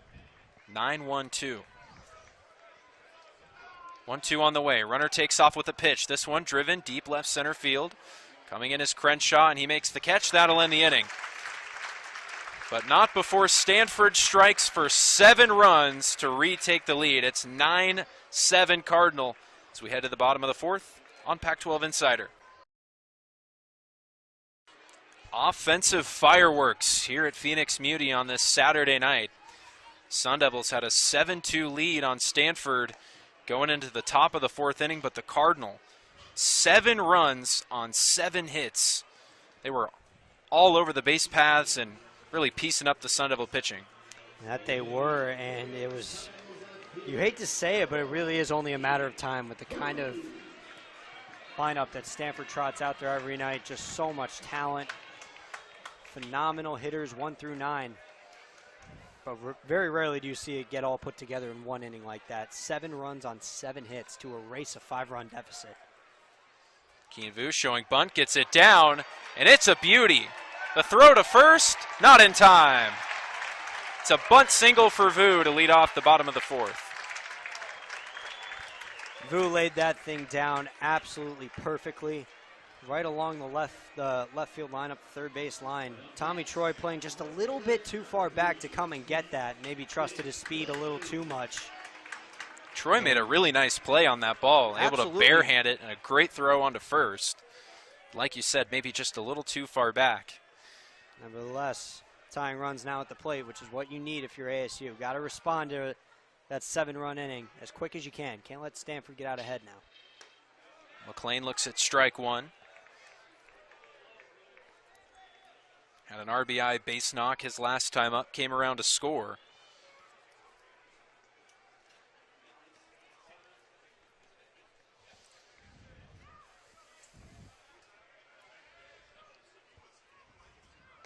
This one runs inside. Wouldn't expect Vu to be going here. You know, he's got great speed over there on the bases. If you're ASU, you can't make an out on the base paths. You have the tying run at the plate. Trust your bats to do the work. Pick off throw to first. Vu's back. Yeah, especially with the top of the order coming up. Do not want to run into outs. Absolutely. The Sun Devils have had success against Dugan. Already 4 hits and 3 runs off him and an inning and a third. This one fouled back. It's 1-2. McLean tried to shorten up on that one, try to drive it into left field. Try to poke it through the big hole as the shift is allowing. But unfortunately just brought the bat down just a little too much and got under it. Luckily able to foul it back though and get another pitch. Oh, he beat the shift perfectly in his last at bat. 1-2, gets away from the catcher Moore, and Vu is going to be into second base without a throw. And that's a big miscue for Stanford, is now that takes away the double play possibility and gives 3 different guys the opportunity to drive in a run for ASU. And considering the pedigree of hitting that McLean, Hill, and Campos have shown, odds are rather high they're going to find a way to get Keandrew around to score. Especially when you got the red-hot Luke Hill on deck, Ryan Campos looking to get back in the hit column since coming back from injury. And this one tapped down the first base line. It just does stay fair, and McLean does not beat the throw to first. It was close. Willie Bloomquist irate. He wants a challenge. I saw it from here. To my naked eye, Nick McLean looked awfully safe as Nick Dugan took a lot of time trying to come get that ball. Made the throw a little too slowly. Looked awfully safe up here from me. Obviously, the first base umpire, David Bucks, got a better view than we do. And Willie Bloomquist came running out of the dugout requesting the challenge, and they're going to go to the well to see if Nick McLean did indeed beat the throw. I mean, that's about as confident as you'll see a head coach flying out of the dugout. He got fired up there. He was ready to start going after those umpires right there. Imagine if this wasn't Pac-12 play and there was no replay. Oh, boy. Oh, boy. Willie Bloomquist might have steam coming out of his ears. So while they review, Sun Devils mounting yet another comeback, something they've been so accustomed to doing throughout the season. It seems like almost half of their victories have been come from behind wins. Of their last 20 victories, 16 of them they have trailed by at least 3 or more runs in the game and come back to win. That's incredible. It's a team that does not fear a deficit no matter how large. They've come back from as much as 8 runs up against GCU a couple of weeks ago. And they've shown that they can hit anyone. Quinn Matthews came into Phoenix Muni last night, one of the best pitchers in the country, and surrendered 6 runs to the ASU lineup. So they've proven that they can take anybody. So 2 runs in the 4th inning. I'm sure the confidence is not shaken at all in the first base dugout.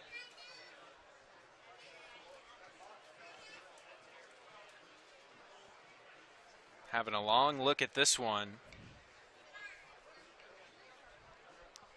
This is an opportunity for Arizona State to break a rather long losing streak against Stanford. The Cardinal have won 7 straight against the Sun Devils. I believe 9 of the last 10 as well. And if you look at the historical matchup, it's pretty even. Stanford only a couple of games over 500 against Arizona State. All-time series, the Cardinal have taken 107, whereas ASU claimed 104 of the games they played. Stanford took all 4 last year and on the right foot last night. Looks like we have a verdict. Let's see the call.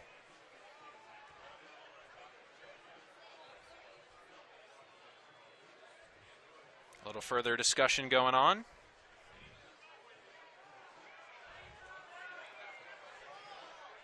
He's safe. That took a little bit longer than we thought it was going to, but nonetheless, Nick McLean. There was like a little bit of a conversation going on over there between the umpires, and it took a second. And now David Esker is going to come out of the dugout. He's going to challenge the verdict. Not going to give a challenge, obviously, but going to go at the umpires, asking for an explanation. Looked pretty safe up here. And that was the final ruling. So now runners on the corners and nobody out for Luke Hill, who's swinging one heck of a bat lately. Homered in his last at-bat in the 2nd.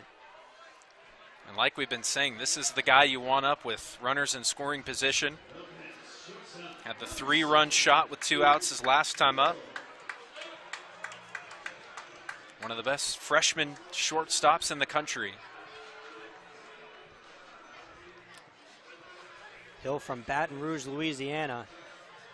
Of course, the LSU Tigers based over there have been the pretty much unanimous #1 overall team all season. Luke Hill decided to take his talents out here to Tempe.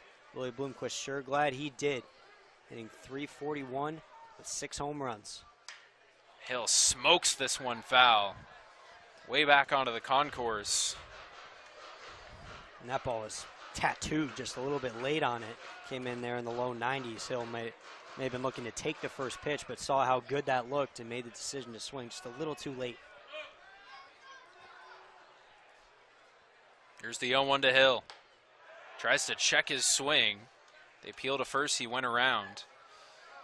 Looked like he was going to go swing at that and then tried to get out of the way, but didn't bring his hands with him. Unfortunate there for Hill, going down 0-2 now. Strikeout's the last thing you want here, which would set up an inning-ending double play. Here's the pitch. Another one smoked foul off to the right side, almost to the exact same spot.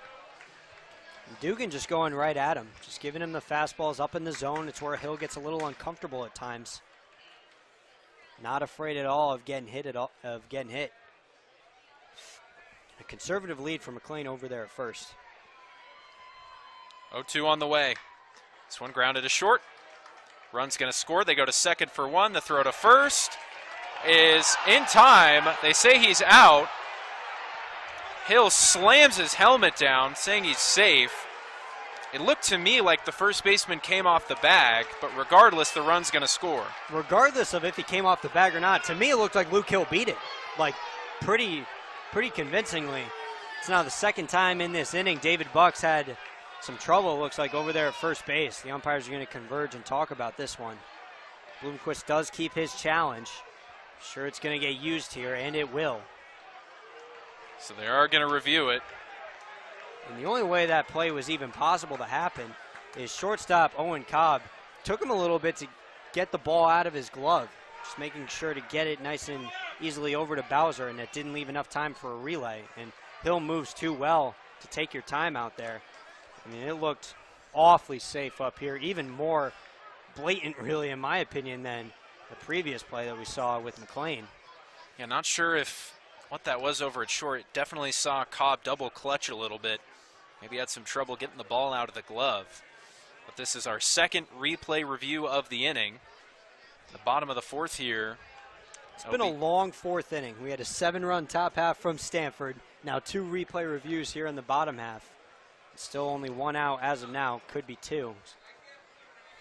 Plenty of baseball left. The fans here getting their money's worth. Nonetheless, though, regardless of the verdict at first base, the run will still score, so it is 9-8. ASU gets a run back.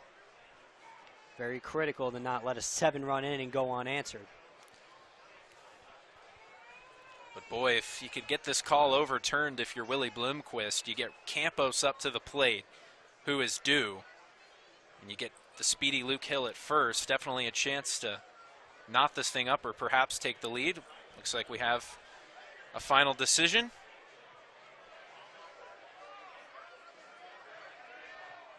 And he is safe. So call it an RBI fielder's choice for Luke Hill. Take anything you can get if you're ASU. So runner stays on there at first with 1 away, and now the heart of the order. Ryan Campos coming up, still looking for his first hit back, having gone 6 at-bats hitless since coming off from that oblique injury. And what a spot it would be right here to get something going for the Sun Devils.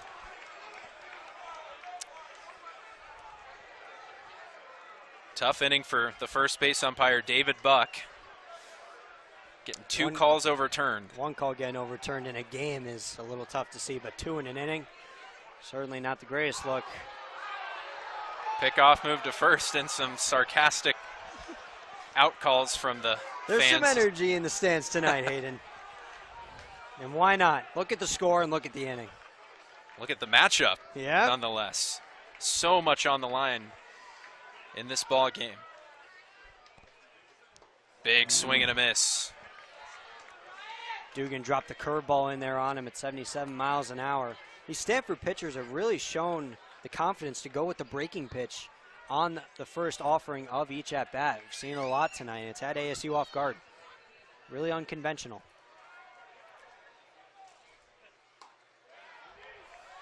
Fastball a little bit off the plate. Counts even at 1-1. Mature take there from Campos, even with the left side completely open, as the shift is deployed on him. It's a ball with his kind of ability. He can just take right down the left field line, and with Hill's speed could certainly score. 1-1 on the way. Misses low and in.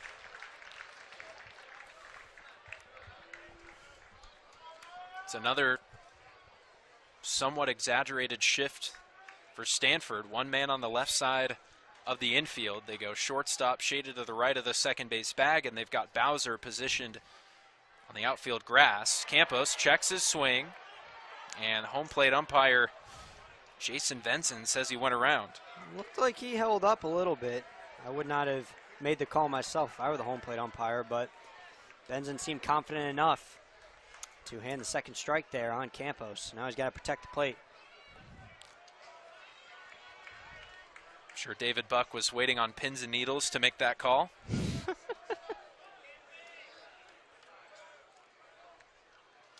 Another pickoff move to first. Keeping a close eye on Luke Hill.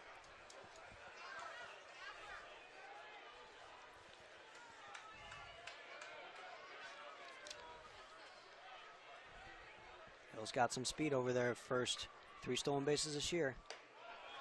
This is high and away. Full count. Now 3-2. Malcolm Moore's got a good arm back there, but I would not be surprised to see the steal sign be put on for Luke Hill on 3-2 and 1 out. And such a really good hitter in Campos, who not just hits the ball so hard, but is really disciplined and knows his zone. Hill takes off. The pitch misses high. Campos aboard with a walk.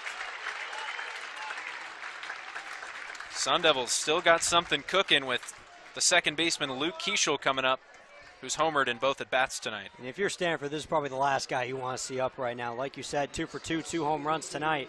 A chance to really make it hurt if he can find a way to put a ball in a gap somewhere here. But if you're Willie Bloomquist, there's no man you would rather have up to bat right now than Luke Keischel. And Malcolm Moore going to go have a word with Nick Dugan.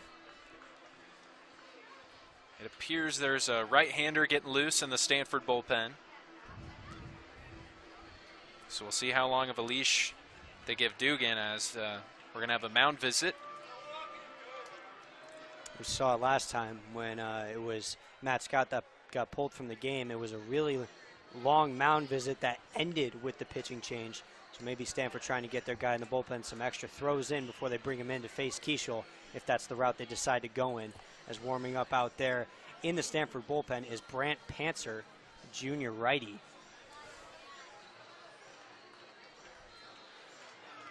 So a prime opportunity for the Sun Devils to knot this ball game up.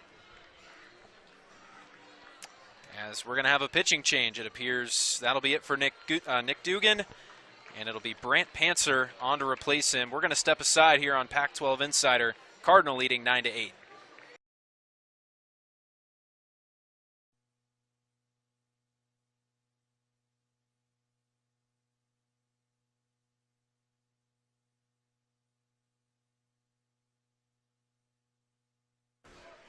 Welcome back to the broadcast. We're in the bottom of the 4th inning. Cardinal clinging to a 1-run lead over the Sun Devils, and the new pitcher, the righty Brant Pantzer. Brant Pantzer coming in for the Cardinal, throw a low to mid-90s fastball, a really quick delivery, and he really fills the zone with it. 26-8 strikeout to walk ratio. 25 appearances out of the bullpen last year for the reigning Pac-12 champions. Had a 3.18 ERA and 39 2/3 innings pitched. His 4 saves are second on the team behind only Ryan Bruno. So they're going to the righty, who's normally kind of a back-end guy in a big situation, trying to put out the fire. You've got Luke Hill at second and Ryan Campos at first. Devils already with 1 run home in the inning. And David Esker trying to play checkmate with Luke Keischel by bringing in a new pitcher, but the problem with that is such a professional hitter in Keischel, and you saw him in the on-deck circle really trying to time him up. Like we said before we cut away, there's no one else ASU would want in the batter's box right now than Luke Keischel. Luke Keischel now the Pac-12 home run leader. 16 long balls on the year, including the 2 he's clubbed tonight. I mean, just a remarkable pace he's been on. It's 9 home runs over the last 10 or so ball games, 11 games, 9 home runs. Keishel lays off a pitch low and away. Came with the slider right there at 83 miles an hour. Lets it drop off trying to get Keishel to chase, but number 32, way too mature of a hitter for that. You don't see him go out of the zone very often.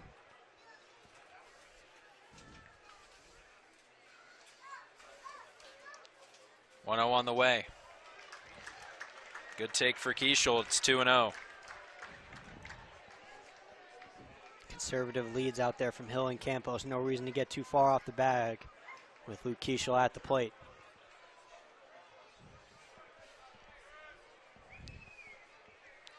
Panther fires. Looks like the breaking ball slipped out of his hand, missed way above the zone. 3 balls, no strikes. Got to be taken all the way if you're Keishel. Absolutely. 3-0 means no, as old Little League coaches would say. This one's off the plate, so Keishel works a 4-pitch walk. Brant Panther enters from the bullpen, hasn't thrown a strike. I wouldn't be surprised if that was out of design to pitch around Keishel, considering how hot he's been at the plate, and now you can get him out at any base if you're Stanford. Is it the most conventional way of doing things? Probably not, but nonetheless, you get the hottest bat on base and out of the batter's box, even though it doesn't get much easier with Jacob Tobias. Tobias is 0 for 2. Bases full of Sun Devils. Hill at third, Campos at second, Keishel at first. Trailing by 1 run. Panther misses inside with the fastball.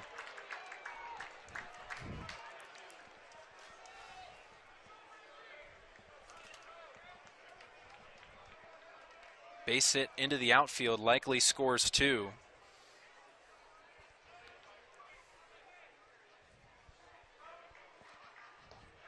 This one misses downstairs. Panther having real trouble finding the strike zone.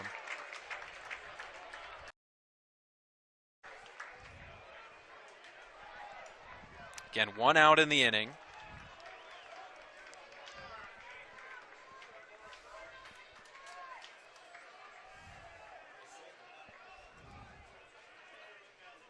Panther comes set, he fires. Tobias gets it in the air. Left field drifting toward foul territory. Rios running, makes a diving attempt, and he can't come up with it.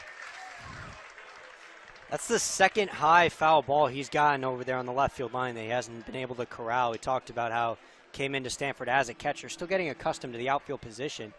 But really, it's really been an issue out there on the mound thus far for Brant Panther. Threw 6 balls before getting a strike in there. Even so, Tobias went fishing really for that one. So got to start filling the zone in this situation. Stanford has the shift ready. Tobias could be looking to go the other way, would certainly score 2 and give ASU the lead. 2-1 to Tobias. This one line shallow center field, and it gets down for a base hit. Scoring from third is Hill. They hold up Campos at third, and we're all tied up at 9. Clutch RBI single for the Sun Devil first baseman. Running out of words to describe this game, and we're in the 4th inning, everybody. Jacob Tobias got kind of jammed on there, but such a powerful and strong kid that he just muscles it over the glove of Owen Cobb. Now it's going to pass the torch to New Contreras with the bases still loaded and 1 out, and the game all tied up. Contreras 1 for 2. Just missed a home run in the game last night. Had a long ground rule double. First pitch to Contreras, swing and a miss. Chased the slider, and it's 0-1.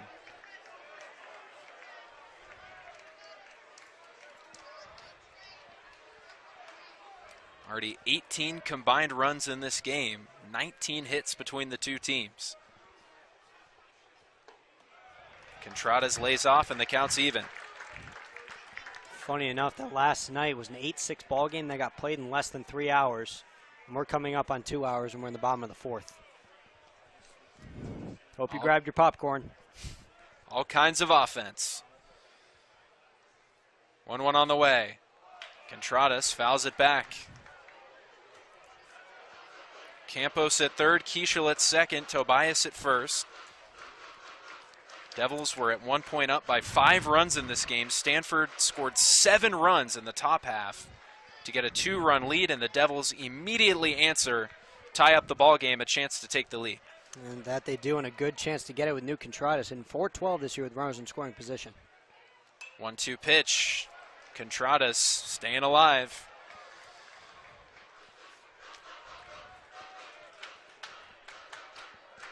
Contreras batting .333 with the bases loaded.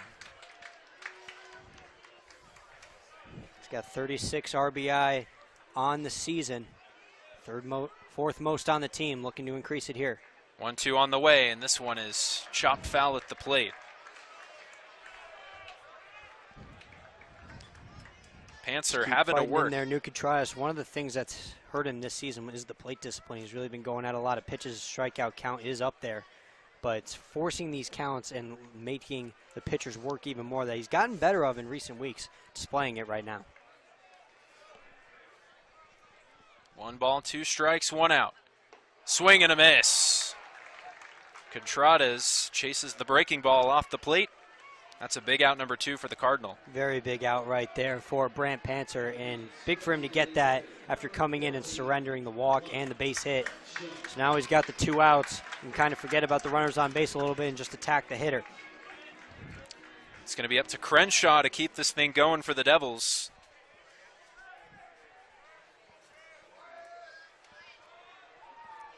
Three hits, 2 walks in this inning for Arizona State. This one misses downstairs.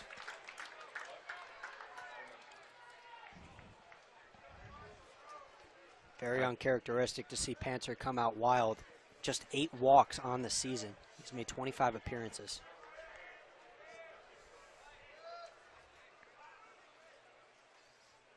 Swing and a miss. Crenshaw was looking to send that ball to the Whiteman Family Performance Center out there in right field. Comes up with nothing. Got a little greedy there with the swing. It was a 91-mile-an-hour fastball.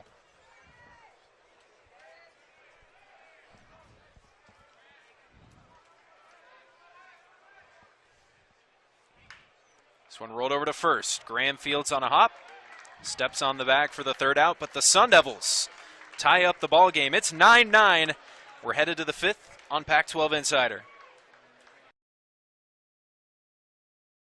We're back with the top of the 5th inning here at Phoenix Municipal Stadium here on Pac-12 Insider.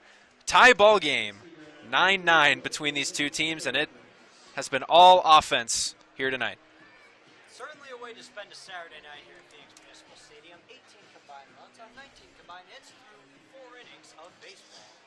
And in my opinion, we could be seeing some more. You know, Jonah Giblin's going to come out and look to not let that happen, but hasn't taken them out in a good 20-25 minutes. Only through 17 pitches to get himself warm there in the top of the 4th. Did get the ASU out of an inning where they were giving up 7 runs before getting it out there. So looks like he had his stuff going there. Looked to keep it going. Now comes in his 2nd frame. Yeah, much different situation, obviously, when he entered from the bullpen. It was a very tough situation with runners on, and Cardinal had all sorts of momentum.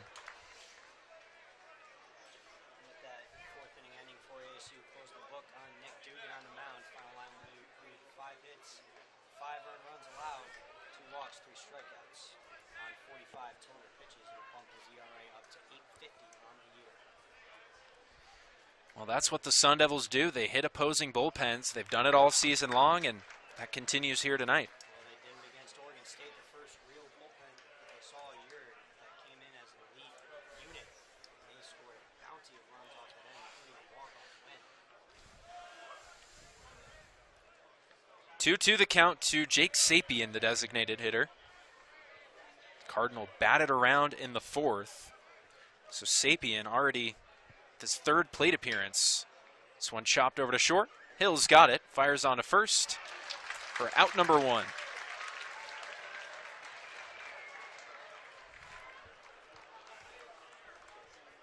Much needed first out there for Giblin to set the tone of the inning.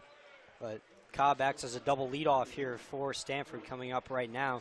Singled in that marathon of a 4th inning. Look to keep it up right here. That was Cobb's first base hit of the series. You mentioned a second leadoff hitter of sorts, hitting over 300, not your conventional 9-hole hitter. Giblin ahead 0-1. Nice job to paint the corner, and it's 0-2. That's what Willie Bloomquist loves to see, bring his guys out of the bullpen. They just come in and throw strikes. Jonah Giblin doing his job thus far. Trying to finish him off. There's a called third strike. Cobb goes down on 3 pitches, and it's 2 up and 2 down for Giblin here in the 5th.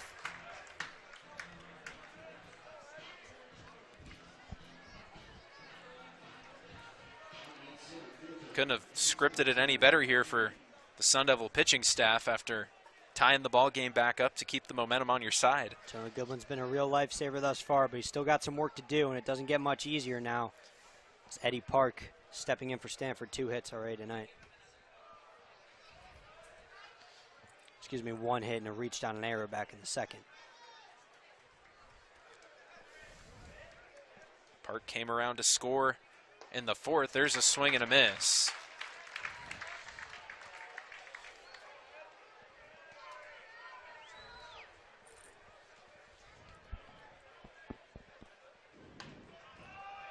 This one runs inside.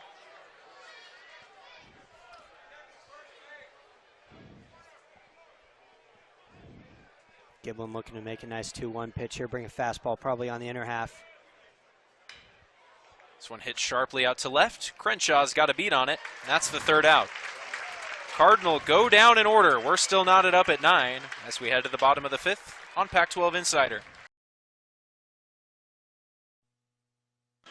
Back with the bottom of the 5th inning here in beautiful Phoenix, Arizona. And a tie ball game, 9-9, in this top 20 matchup between the top 2 teams in the Pac-12 standings. And still plenty of baseball left. Should be a lot of exciting action to come.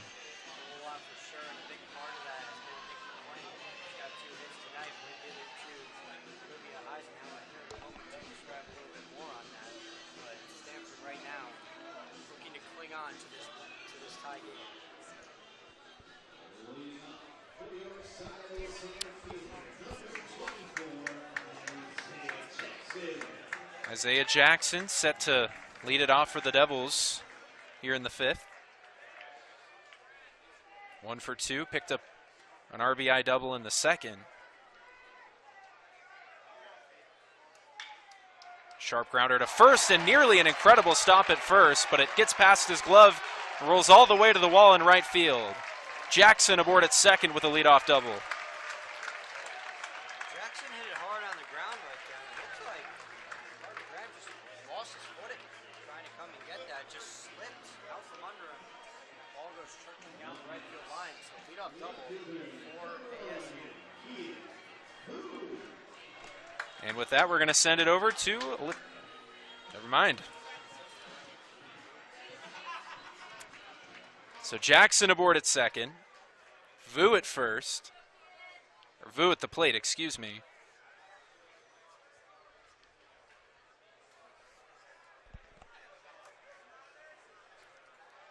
Vu has reached in both plate appearances. First pitch swing and fouls it straight back. And he's scored 2 runs.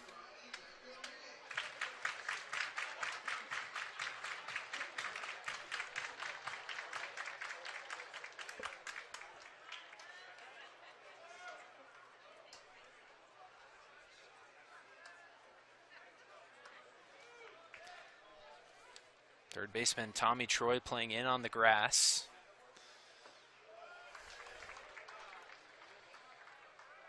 Counts even at a ball and a strike.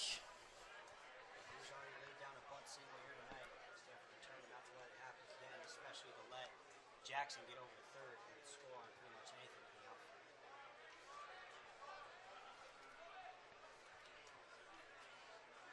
Answer comes set. Pick off throw over to 2nd.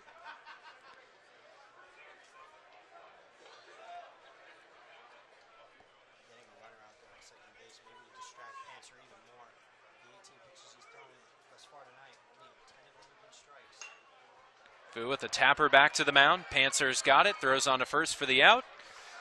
But making it over to third is Jackson. Just as good as a bunt right there for Kean Vu. Just got on top of it, a little dribbler, and Stanford has no chance to make a play over there at third base. Now we're going to send it over to Olivia Eisenhower. Yeah, switch hitter Nick McLean has proven time and time again that he can get it done on both sides of the plate. Willie Bloomquist saying it's such a luxury to have him at the top of the lineup, so comfortable on both sides of the plate as well. He told me that scouts told him really he should try it, and that's when he started. But he said he's a natural lefty, but he became a righty as a kid because he saw his brothers, of course, Sean and Matt McLean, that are both in different minor league systems right now. He saw them hitting right and wanted to be like them. Thank you, Olivia. Yeah, McLean had a moonshot from the right side of the plate last night. Olivia touched on the McLean baseball family, one of those being Sean McLean, played for ASU last year. Knicks ahead 2-0. Brother Matt, of course, played at UCLA, so he's having transferred from UCLA. Nick's been on both sides of the family rivalry, if you will. Conference rivalry. If you're McLean here, Pantsers been pretty wild. If he comes with anything in the zone, you got to turn on it and put it out there. Try to gut that confidence, not let him get going in the zone. Got to find a way to get Isaiah Jackson to scamper on home here and give ASU the advantage back. McLean drives it to center field. That should be deep enough to get the job done. Parks under it. He's got it. Coming home from third is Jackson, and the Sun Devils have the lead.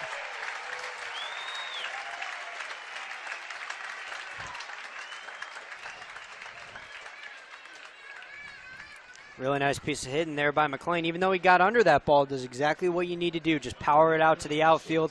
Trust that Isaiah Jackson's going to get in there and score. Eddie Park came up throwing, but didn't have enough on it. Number 24 comes through, and ASU's back in front. Here's Luke Hill with 2 outs. Sun Devils reclaim the lead here in the 5th.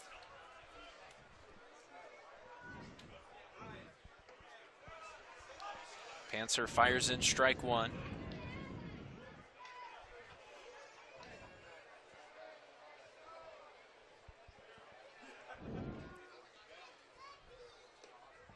So misses low and away for ball 1.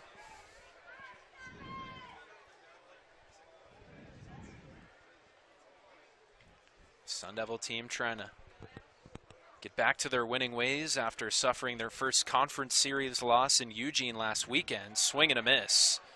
Hill tried to hold up but couldn't do so. Really nice pitch there from Panther to go with the slider. Catches Hill off guard, thinking he was going to get the heat.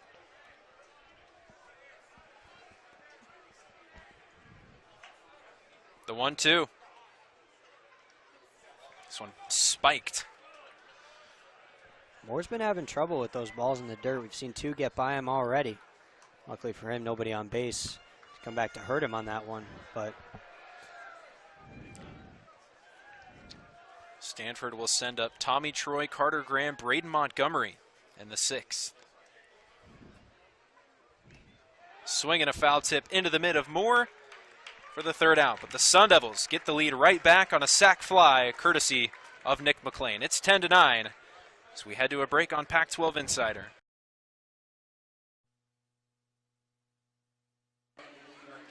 Back in the top of the 6th inning, Jonah Giblin still out on the mound for the Sun Devils, and worked a crystal clear top of the 5th inning. Was able to retire the Cardinal in order, and that was the first Sun Devil pitcher to do so tonight. Looking to do more of the same here now that he's got a lead to work with. Jonah Giblin's pitched a really good inning plus here thus far. Come in and gotten outs. 2 innings actually to be in total. Since starting his 2nd full frame right now. And now the heart of the Stanford order coming up. Tall task for number 40.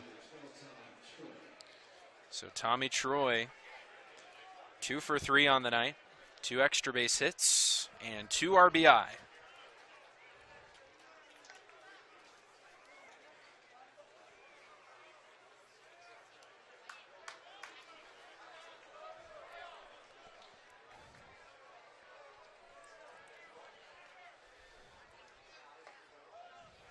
Giblin fires a strike there on the outside corner.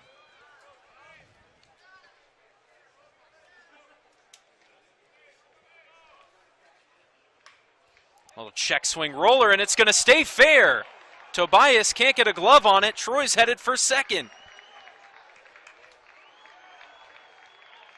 So Tommy Troy is aboard with a leadoff double, and he barely broke the plane. It's the way it goes sometimes, just a little squibbler up the line. Tobias was playing him over to the right, expecting him to pull, but just gets by him over there, and with Troy's speed, he gets into second easily. So a leadoff double for Stanford. It's just as loud as a ball off the wall, though. Looks the same on the score sheet. So here's Graham. Opportunity right off the bat to tie this game up. Giblin gets ahead with a fastball right there at the bottom of the zone.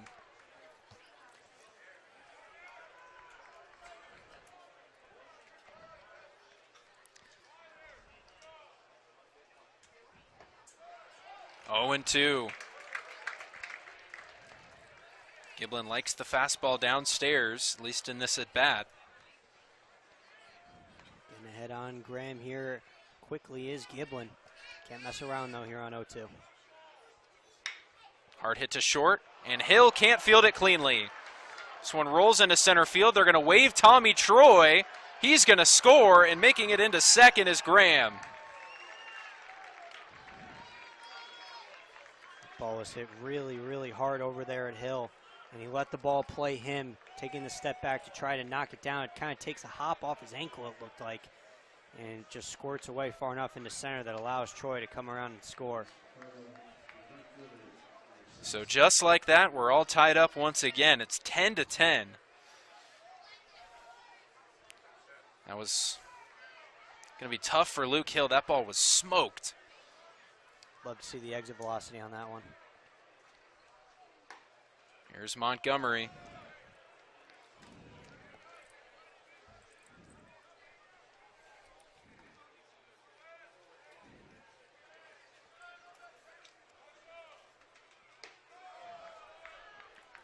Giblin behind 2-0. So they'll hang Hill with the E6. Campos going out here to talk to Giblin, probably just telling him to settle down. Got to have a little amnesia as a pitcher. You can't remember that a squib double and a botched ground ball is why that lead has been lost here. Just got to keep going at the guy in front of you. Keep that confidence. It's such a big thing as a pitcher to go in there knowing I can still get this out. See what Giblin dials up 2-0. Montgomery with a majestic foul ball. Big hack at that one. Just got under it just a little bit and popped it out of play. If you're Giblin here, stick to the well here on the fastball. Try to make him uncomfortable, come inside. Montgomery's crowding the plate. This one is a ground ball over the head of Giblin. Keishel's got it. Throw to first a little bit low. And it looks like Tobias was able to make the pick.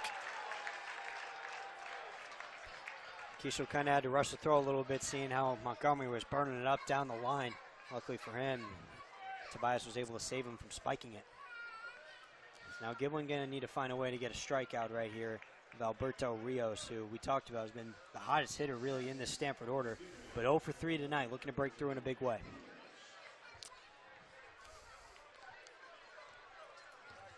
Graham stands over at third. Rios trying to put the Cardinal back in front. Like you mentioned, it's been a quiet night for him. Infield comes in. Giblin fires in a strike. Just going to mention right there, Willie Bloomquist electing to bring the infield in here and try to cut down a run at the plate if they can.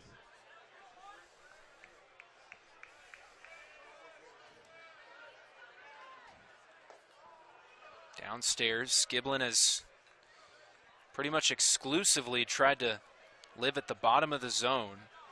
And that's exactly what you need to do when you have a situation like this. When you have the infield in, you want to try to get him to beat one into the ground so the fielder can just come right to the plate. Check swing, and he went around.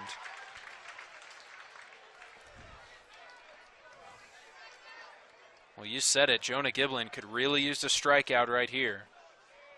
Want to take advantage ahead 1-2 on a very dangerous hitter like Rios. The pitch upstairs with the fastball. Almost sent that one to the backstop.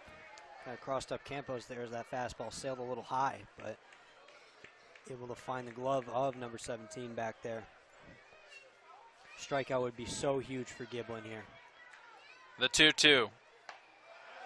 Just off the plate. It's a good spot, and Rios thought about it, but just a little too far out there. Really got to make a pitch right here if you're Giblin.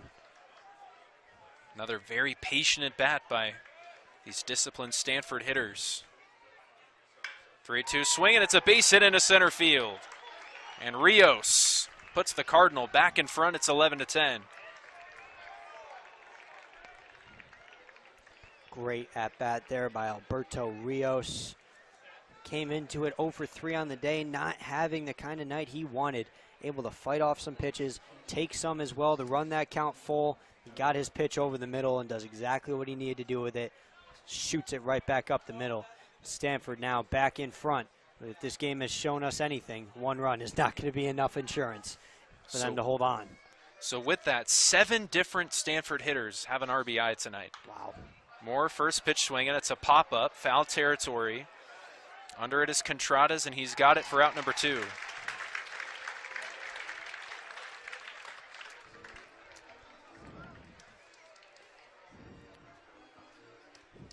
So still an opportunity for Giblin to get out of this inning with just the 1 run allowed. And like we mentioned, some tough luck there. The check swing double followed by the E6.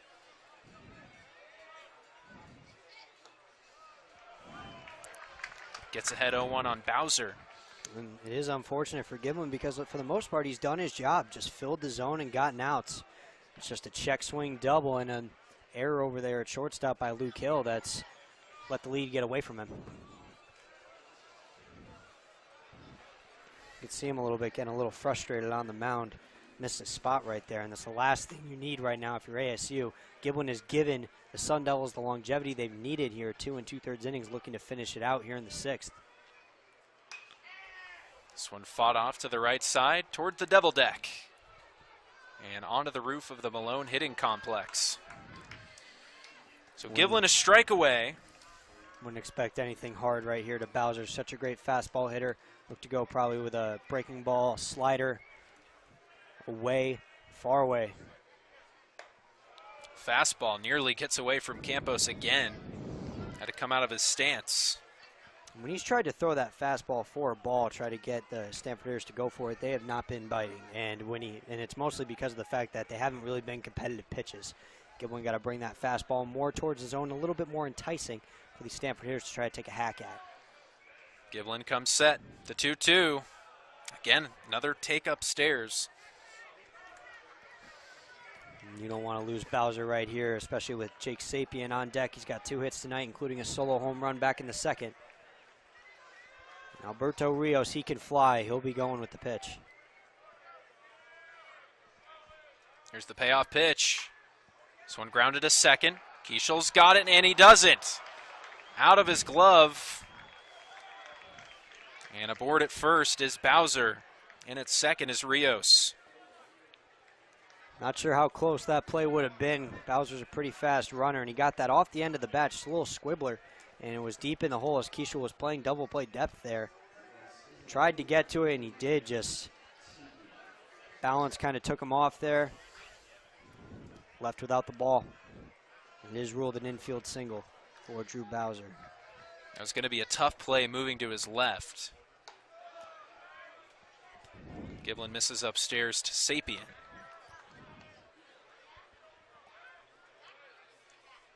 It's another multi-hit game for Drew Bowser. 1-0 to Sapien. A little bit downstairs. Sapien was able to check his swing there. Giblin really got to come back here in the zone. Can't let this all get away from him. Still 2 runners on, but you still have 2 outs. This one fouled back. Pitch away from getting out of it at all times when you have 2 outs. Just got to keep making those spots. Make the Stanford hitters beat you. 2-1 on the way. There's a strike. Dots up the fastball.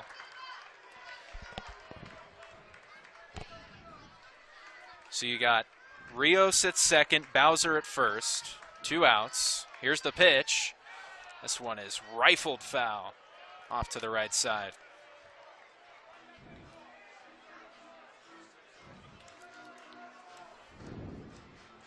This back and forth melee continues. Giblin trying to stop the bleeding. Another hard foul ball. Sapien maybe just a tad behind. And that's the third time now he's been behind on that fastball. It's sitting in the low 90s.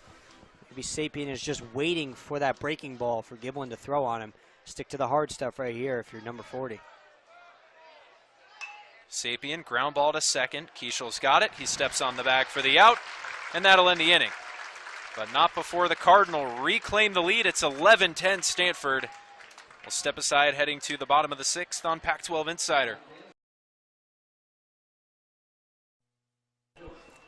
Cardinal regained the lead up 11-10 on the Sun Devils here in the bottom of the 6th. And the new pitcher on from the bullpen is the lefty out of Belmont, California. It's Drew Dowd. Yeah, Drew Dowd coming in, that big left-hander. He's really been on a heater as of late. His last 6 appearances, a grand total of 2 earned runs given up. And what makes him so dangerous is the low 90s fastball out of that high 3/4 arm slot. His curveball is his best pitch with a lot of vertical drop. And Dowd is, like you said, he's been feeling it as of late. 2 runs allowed over the last 12 1/3 with 23 strikeouts. Last worked 2 2/3 scoreless against UCLA on Sunday. And Dowd used to the big situations. We talked about how Stanford has made some postseason runs in the past years. Last year he got the ball in a elimination game in Omaha against Auburn through 5 scoreless frames in what would be a losing effort for the Cardinal. But Dowd gave it his all to try to help Stanford get themselves that win. Not one to shy away from the big stage. Not at all, and he'll have to face the heart of the Sun Devil order. Campos, Kieshel, Tobias, 3, 4, 5. And with the heart of the order being up and 2 lefties mixed in there, could be the reason why we're seeing Dowd a little early tonight from David Esker. But Dowd has shown the ability to go multiple innings. Converted starter that's gone out to the bullpen. Has made multi-inning relief appearances last week against UCLA and against Washington and at Oregon. So the last 3 Pac-12 series Stanford has played, Drew Dowd has gone multiple innings in a game. So crucial to have that high leverage innings eater out of a bullpen. Not only a guy who can give you innings, but also get big timeouts. So here's Campos. Walked and was stranded at third in the 4th. Still looking for that elusive first hit since returning from an injury.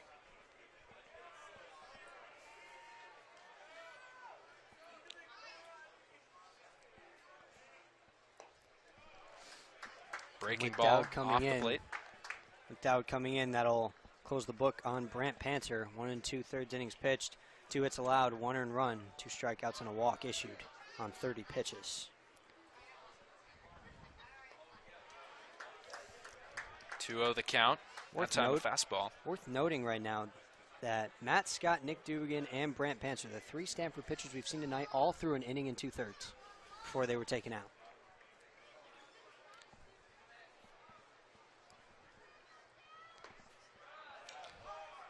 Dowd finds the zone with that fastball. It's 2-1. Not exactly, I'm sure, how they drew it up, but somehow they still have the lead, and their offense has made the trip down to Phoenix, to say the least.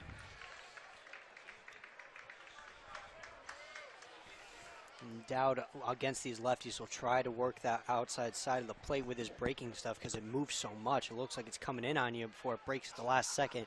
Not going to fool a guy like Campos up there, though. 3-1 to Campos.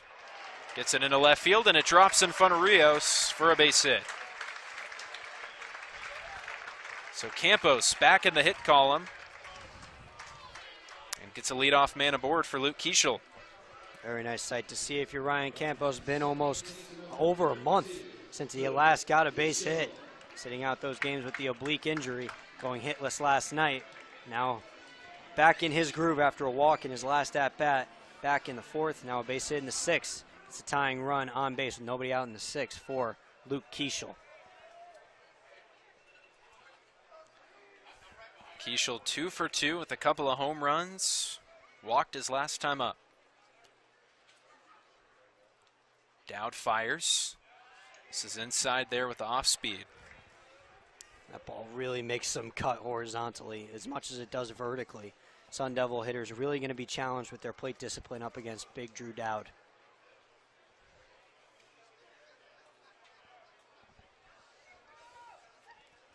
Here's the 1-0. Was able to catch the zone that time. The problem is, though, that Dowd can sneak some strikes in against guys that can crowd the plate like Keischel. They see it coming in, they think it's going to come enough far in, but they're so close to the plate, it gets called on them anyway. Swing and a miss. Beats him inside with the fastball. It's 1-2. First real heat we've seen from Dowd, 93 miles an hour, right there in the wheelhouse, and Keischel was expecting the breaking ball there, way behind. You don't see Keischel get fooled often, but he did right there. Campos gets his lead at first. Dowd out of the stretch, runs inside. Keischel had to get his hands out of the way of that one. No hitter ever likes to come out of their routine up there at the plate, but with how Keischel's crowding it and how Dowd's ball runs, I want to think about taking a little bit of a step there.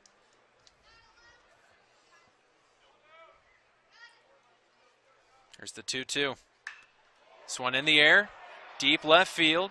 Under it is Rios, and he has got it in front of the track. And back to first goes Campos. Dowd led that ball over the plate just a little bit too much, and Keischel was sitting on it, but just got under it, it looked like. Came awfully close to sending out his third home run of the night.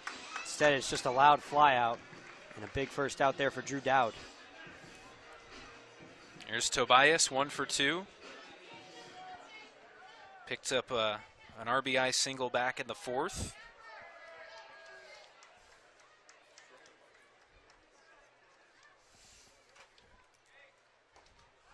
Dowd floats in a strike, 81 miles an hour on the breaking ball. Let's see if Tobias can overcome the tough lefty-on-lefty matchup. Stanford shift, leaving a hole on the left side of the infield.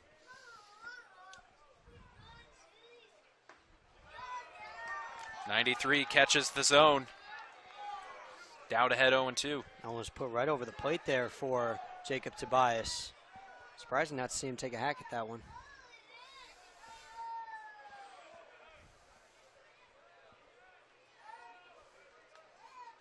Here's the 2-strike pitch from Dowd. Tobias grounds it to first, and it goes foul. Nice hustle there by Campos, even though it was a foul ball, going all the way to second. Never know.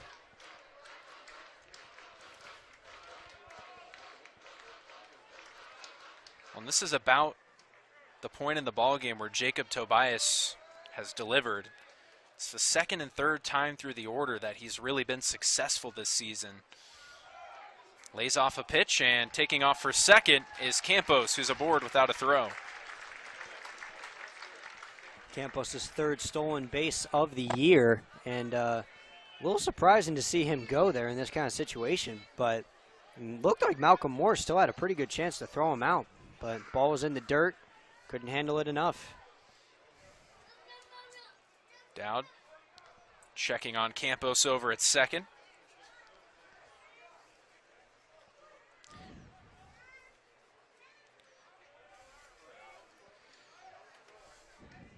See Tobias choke up on the bat behind 1-2. Devils trailing by 1. This one gets away from Moore, and advancing to third is Campos. That one spiked in the dirt, and Moore had a chance to get in front of it, but just got behind him. It's the third ball that's gotten away from Moore tonight. He's having some trouble there behind the plate. Because this Stanford team is giving him a lot of junk up there, these pitchers. Having some trouble handling it tonight, and it's now got Campos over there at third with a chance to score. So the infield comes in. You got 3 infielders lined up on the right side of the infield. And Troy is the lone man on the left side, but still playing up toward the grass. If I'm Tobias, I'd lay down a bunt up the third base line right now. 2-2, and he just reaches out and gets a piece.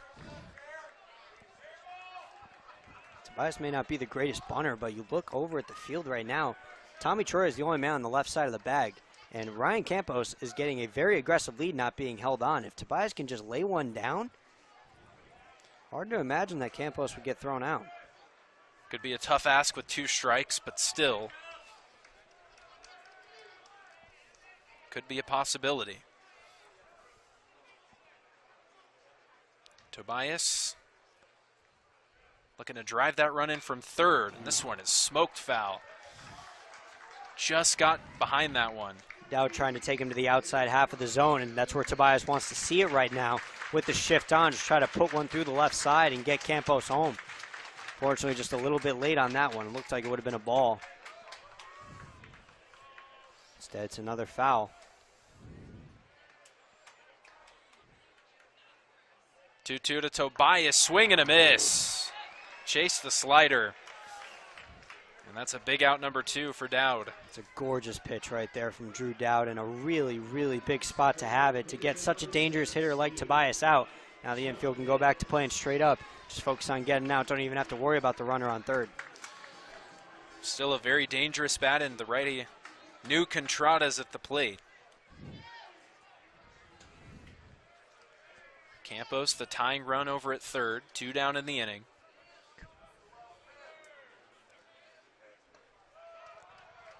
Another floater in there for a strike. First pitch curveball again. The 4th Stanford pitcher we've seen tonight, and the 4th Stanford pitcher that has no problem throwing the breaking stuff to open up at bat.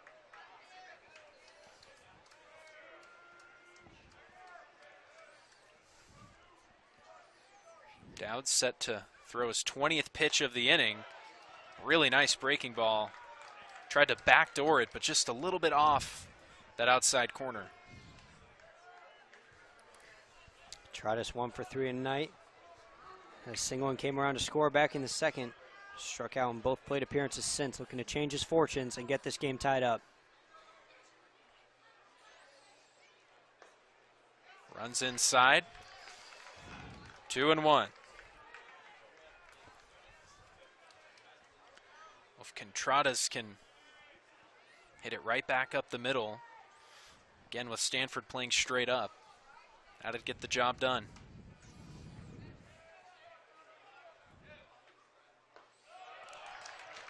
Lays off one in the dirt. Ahead 3-1 is Contradas. Big block there by Moore as Dowd short-armed the curveball right there. Able to keep it in front of him.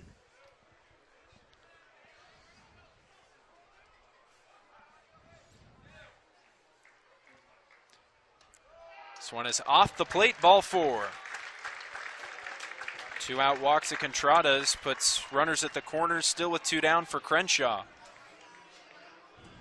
David Esker will never admit it, but I think that walk to Contradas kind of plays in favor to Drew Dowd a little bit with Wyatt Crenshaw coming up. You have the lefty-on-lefty matchup.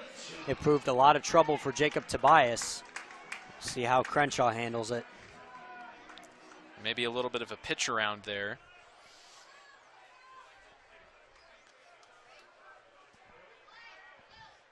Big hole on the left side with the shortstop Cobb shaded behind second base. First pitch to Crenshaw, taking off for second, and a runner comes home from third. The run's going to score. That'll count. And a rundown is Contradas. Let's see how long this one lasts, and he is safe.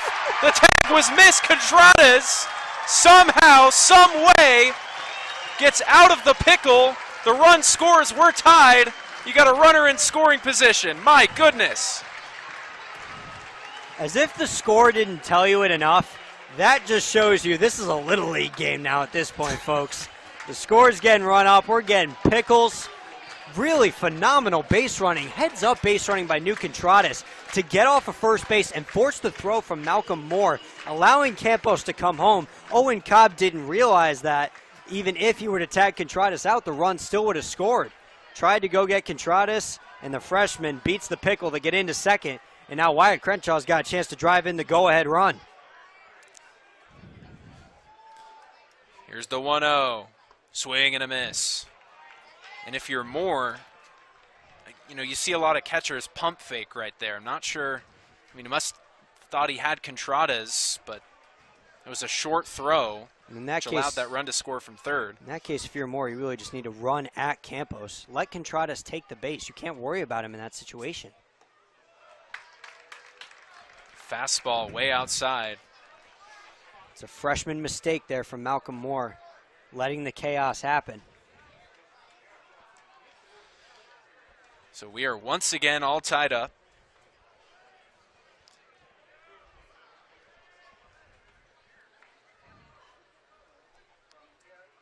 Swing and a miss. Dowd takes something off. Crenshaw's been way out in front of that curveball now twice. Wouldn't expect Dowd to go with anything else right here. 2 balls, 2 strikes, 2 outs. Contradas stands at second. Sun Devils have tied up the ball game, looking to get the lead back. Here's a flare in a deep left center field. And Rios makes the catch. Nearly running into him was Park, but the Devils have tied the ball game once again. 11 all as we head to the 7th at Phoenix Muni. We'll be back after the break on Pac-12 Insider. Once again in a tie ball game, Arizona State and Stanford all knotted up at 11. The Cardinal took game 1 of this series yesterday. ASU looking to even this series up, and they got a new pitcher on the mound to work the 7th. It's the righty Josh Hansel. Josh Hansel's going to come in for the Sun Devils. Hasn't pitched since April 29th, their last series against Oregon, where he surrendered 3 earned runs in 2 1/3 innings pitched. But Jonah Giblin did a really good job of getting the ball to him here as he inherited a real mess there in the 4th after a 7-run inning.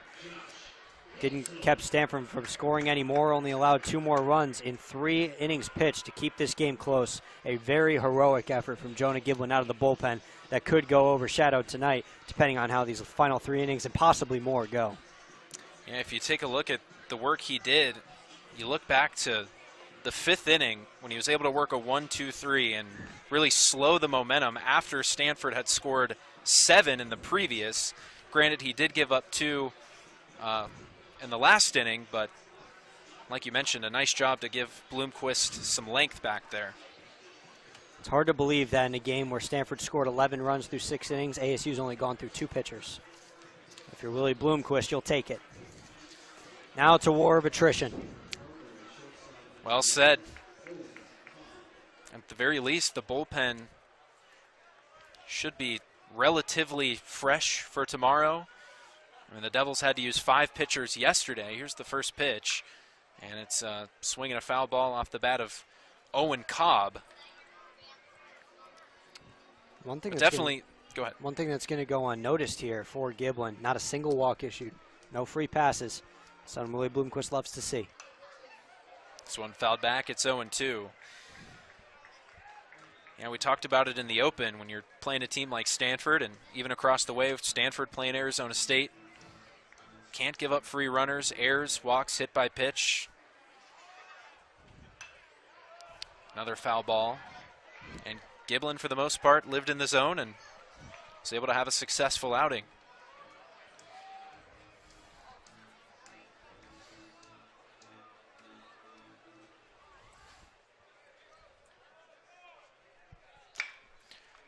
Here's a sharp and a nice play by the pitcher, Hansel. Throws on to first for the out.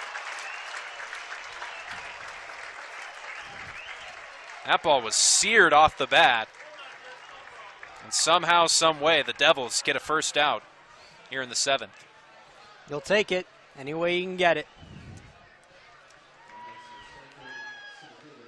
So the lineup flips over for Eddie Park. 2 for 4.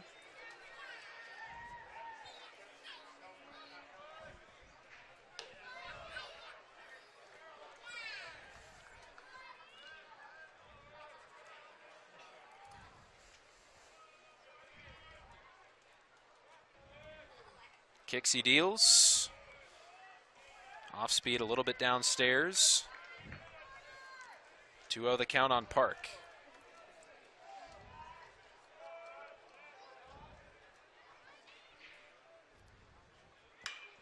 Swinging a high fly ball, drifting towards foul territory. Crenshaw has a beat on it, and he makes the catch. Excuse me, that was Kian Vu in left field.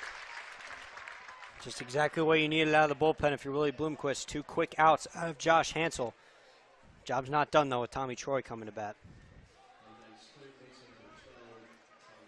Nice job by Vu to track that down deep into foul territory. So 2 up, 2 down for Tommy Troy. 3 for 4. And he has had a heck of a night. Home run, double-double. He scored 3 times, got 2 RBI.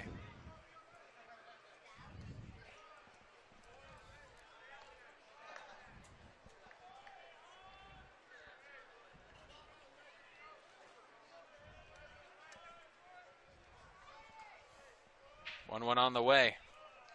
This is downstairs.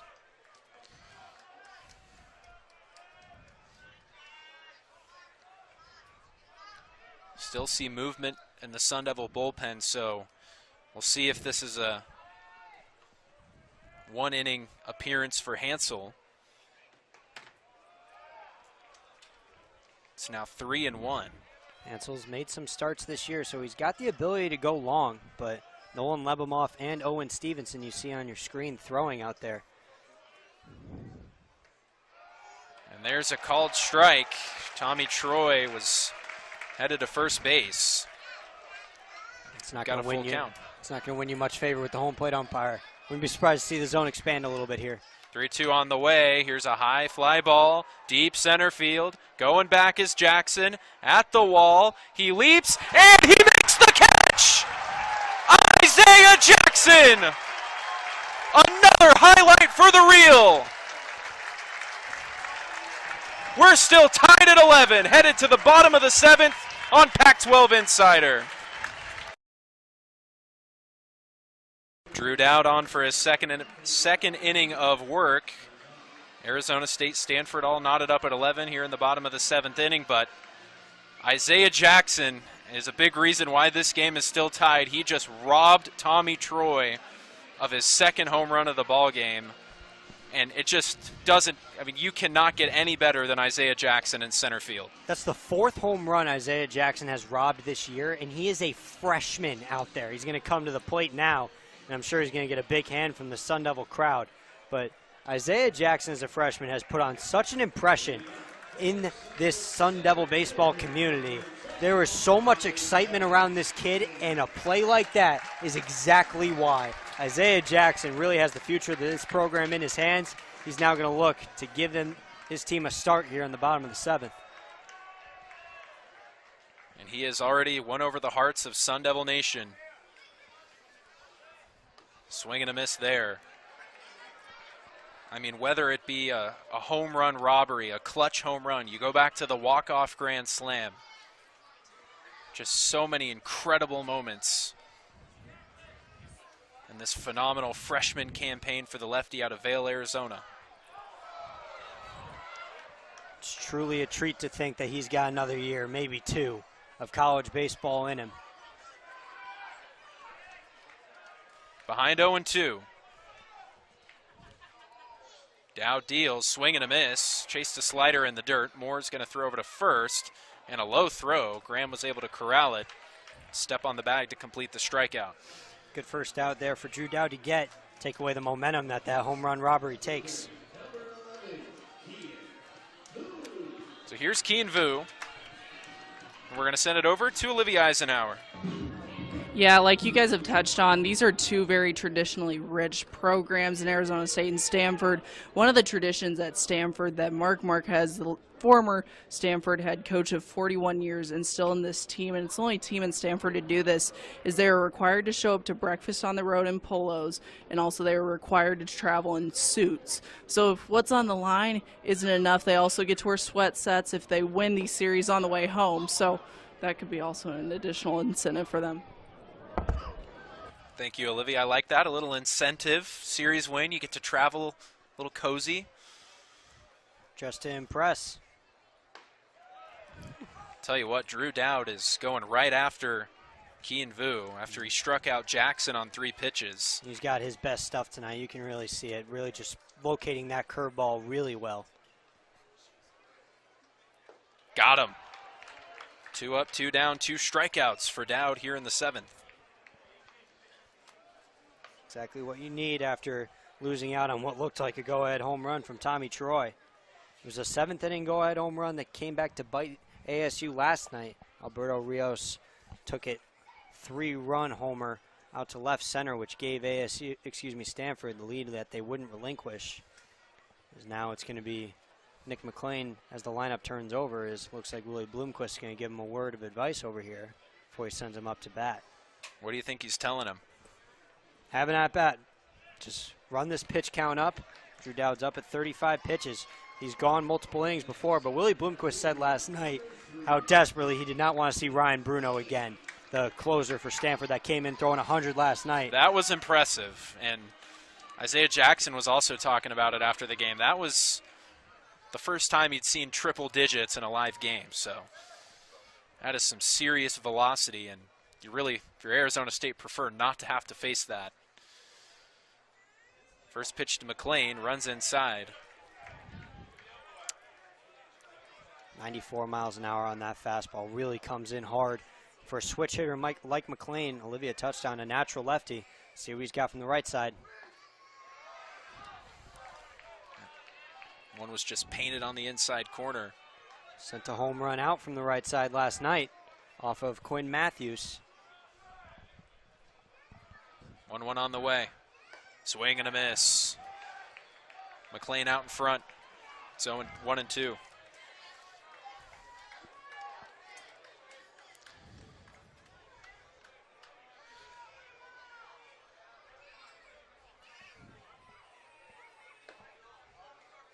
Little bit inside. Counts even at 2-2.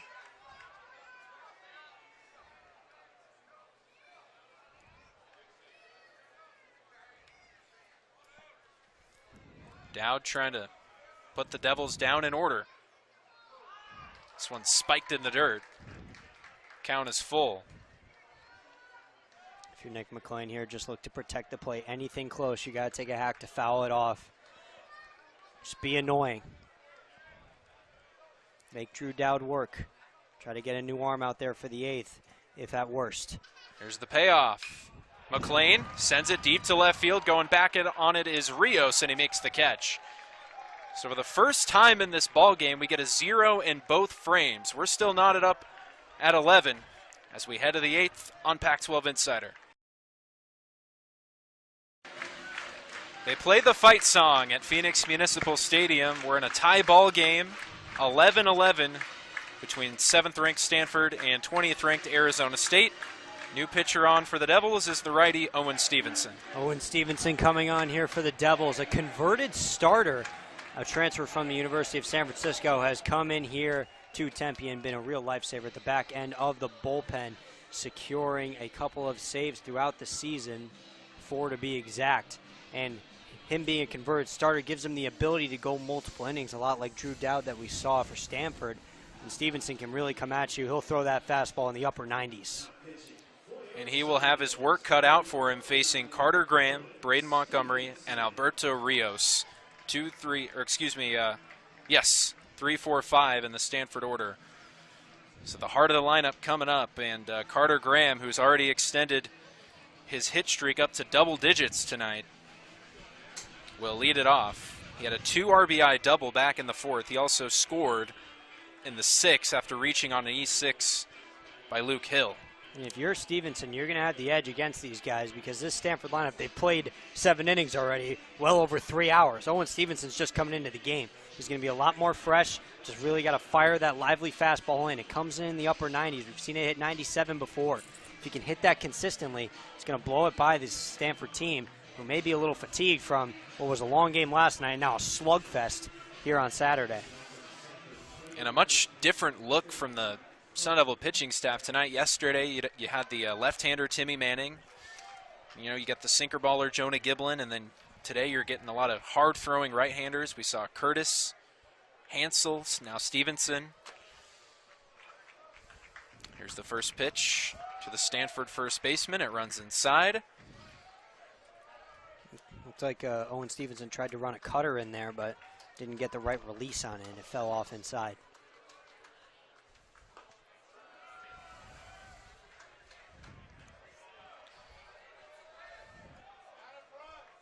Falls behind 2-0, like you mentioned, when you're coming out of the bullpen, don't want to fall behind the first batter you face, especially in a tie ball game.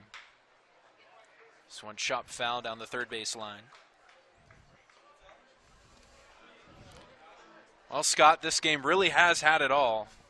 Highlight defensive plays, home runs, long rallies, replay reviews, you name it. High fly ball down the foul line, first base territory, and it goes into the bleachers.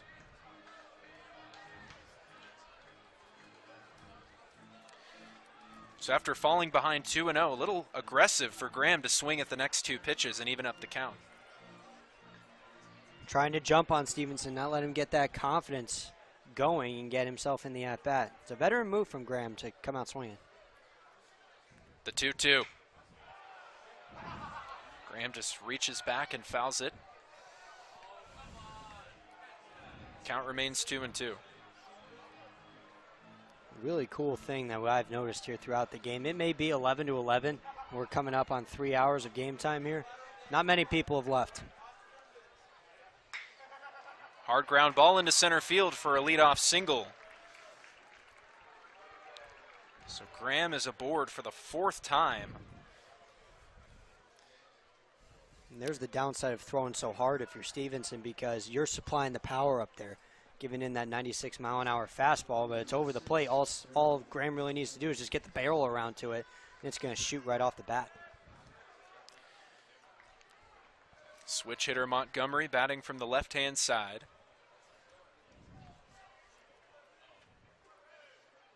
First pitch to him is smoked foul right toward the home dugout. He was ready for the hard stuff right there, but Stevenson takes a little bit off, going 91 miles an hour. Montgomery was expecting like 97, 98 there. If he had gotten it, he might have hit it a long way.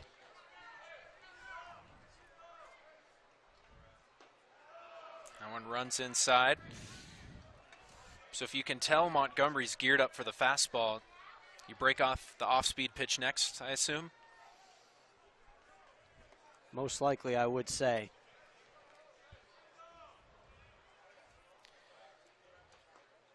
And this one gets away from Campos.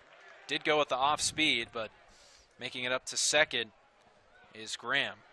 It's going to be a pass ball on Campos, and a costly one at that. But he's going out to Stevenson to let him know, hey, that's on me. Don't get your confidence shaken. Tried to go with the breaking stuff out there, and it looked like he kind of just flicked his glove to try to make the catch. Tried to go a little casual, but fortunately was not able to come up with it. Could be costly for ASU, as that now takes away the double play possibility. Was about to say, if nothing else, you have a ground ball double play opportunity, but that now gone by the wayside. Behind 2-1 on Montgomery is Stevenson. He deals, swing, and a foul tip. Reached back on the fastball, 91 miles an hour. Look for Stevenson here to come inside with the heat, make Montgomery uncomfortable. That was right below the knees, maybe. That was close. Home plate umpire Jason Venzen says it was maybe just a little bit downstairs. Here's the payoff pitch. This one gets away from Campos, and making it up to third is Graham. So two balls that get away from Campos allow the leadoff single able to get up to third base. Really not what you wanted to see out of the bullpen from Owen Stevenson if you're Willie Bloomquist, but the reason why Graham's been able to advance is Ryan Campos having some trouble behind the plate. This is his first game back behind the dish since returning from that oblique injury. Maybe some fatigue starting to set in. here in the 8th inning. Alberto Rios, 1 for 4. Picked up an RBI single his last time up. Graham at third, Montgomery at first. Nobody out. It's a ground ball to short. They go to second for 1. The throw to first is in time for a double play. The run does score. And the Cardinal jump back out in front. It's 12-11. Maybe late in the game, but you'll take two outs for a run right there, as it was shaping up to get a little ugly there for Stanford. Instead, Owen Stevenson induces the double play ball. I was going to say right before that pitch came in, surprised not to see the infield in for Willie Bloomquist, but he sets him back. It pays off to get 2. ASU was going to need another run to take the lead anyway, so 12th run now has to happen regardless. Here's Malcolm Moore.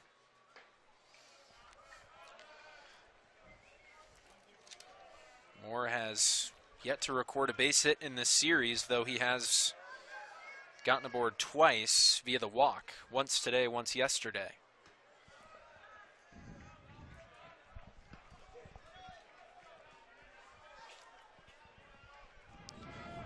Two balls, no strikes, 2 outs.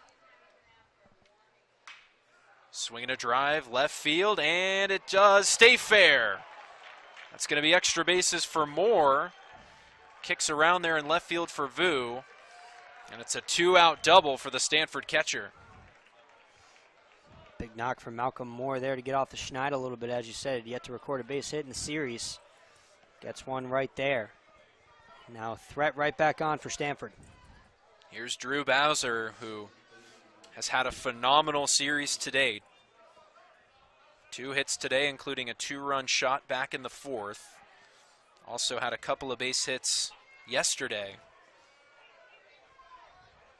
Another RBI opportunity with 2 outs for Stanford, and you'll find few teams that hit better with 2 outs than the Cardinal, as they're batting over 300 as a team with 2 outs.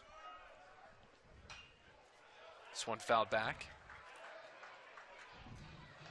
We've seen time and time again in this game that no deficit's really been too much. Stanford would really like to add an insurance run here with Luke Hill, Ryan Campos, and Luke Keeschel due up for the Sun Devils. 0-2 on the way. Swing and a miss. Stevenson able to strand the run at second base, but the Cardinal tack on a run and jump back out ahead. It's 12-11 as we head to the bottom of the 8th on Pac-12 Insider. We're in the bottom of the 8th inning here at Phoenix Municipal Stadium. Hayden Weber joined by Scott Sandoli and Olivia Eisenhower here on Pac-12 Insider, and got a real barn burner here tonight. Lots of offense in this game. Cardinal with a 1-run lead, a chance to secure the series win should they hold on tonight. And across the way, the Sun Devils trying to even this one up and force a rubber match for tomorrow. And in order to do that, they're going to need to find a way to get some hits off Drew Dowd, coming into his 3rd inning of relief with the very dangerous Ryan Bruno waiting in the wings, ready to slam the door. Went 3 up, 3 down, and completing the save last night, throwing that triple-digit fastball. Willie Bloomquist said after the game how much he did not want to see him again in the series. He's got his most trusted bats coming up to prevent that. He'll start with the 2-hitter, Luke Hill, who's had a very successful day, homered back in the 2nd. Yeah, this is exactly the part of the lineup you want coming up here for the Sun Devils. 2 righties, and then Campos sandwiched in between them.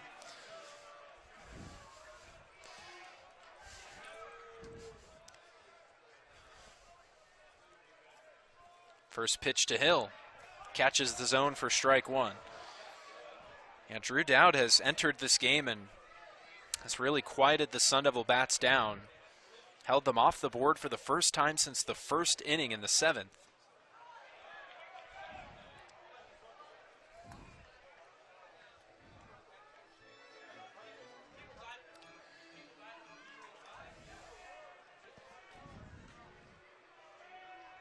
Here's the 1-1.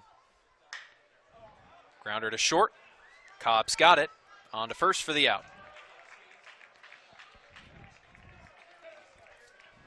Big first out there for Dowd to get. Luke Hill, really good base runner to keep off the bases right there. Yeah, you mentioned it. Luke Hill has some burners, was nearly a 500 hitter leading off, so tough break there for the Sun Devils, but still got Ryan Campos and Luke Keeschel waiting in the wings. Campos picked up his first base hit since returning from an injury his last time up. Came around to score as well. Fastball just a little bit off the plate.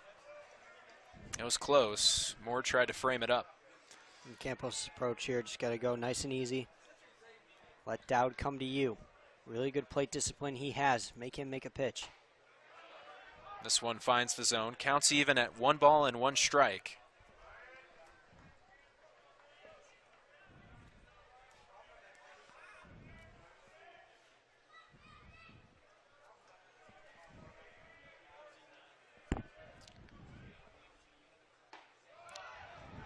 Nice breaking ball, catches the zone, gets ahead 1-2. Looked like an ephus from up here, just dropped it right in, completely froze Campos. Dowd approaching 45 pitches. Ahead 1-2. Campos shoots it into left center field for a base hit.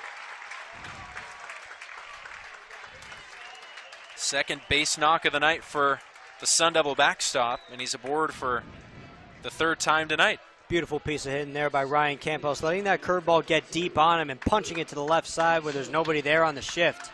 Get that tying run on base now for Luke Keeschel, who's already homered twice tonight. 2 for 3, 2 homers. Like you said, Keeschel, the power-hitting second baseman, has been on an absolute tear. Pac-12 home run leader. 9 home runs over the last couple of weeks. This is exactly who you want up for Willie Bloomquist right now. Keeschel fouls it back to the netting. Swinging for the downs on that one. A little uncharacteristic of Keeschel, really calm and collected there in the box. Let one rip right there, though. Keeschel, a great fastball hitter. Always geared up to hit velocity. See what Dowd does here, 0-1. Pickoff move to first. You can kind of hear the crowd get a little quiet here, and it's not because people are leaving, it's because the magnitude of this game and the moment is just increasing with every pitch. So much on the line here in Tempe. Well said. Sun Devil Nation sticking around. Keeschel pops it up. Foul ground, and it drifts foul.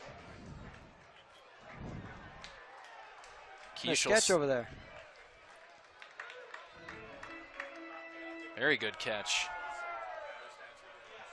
So it's 0-2.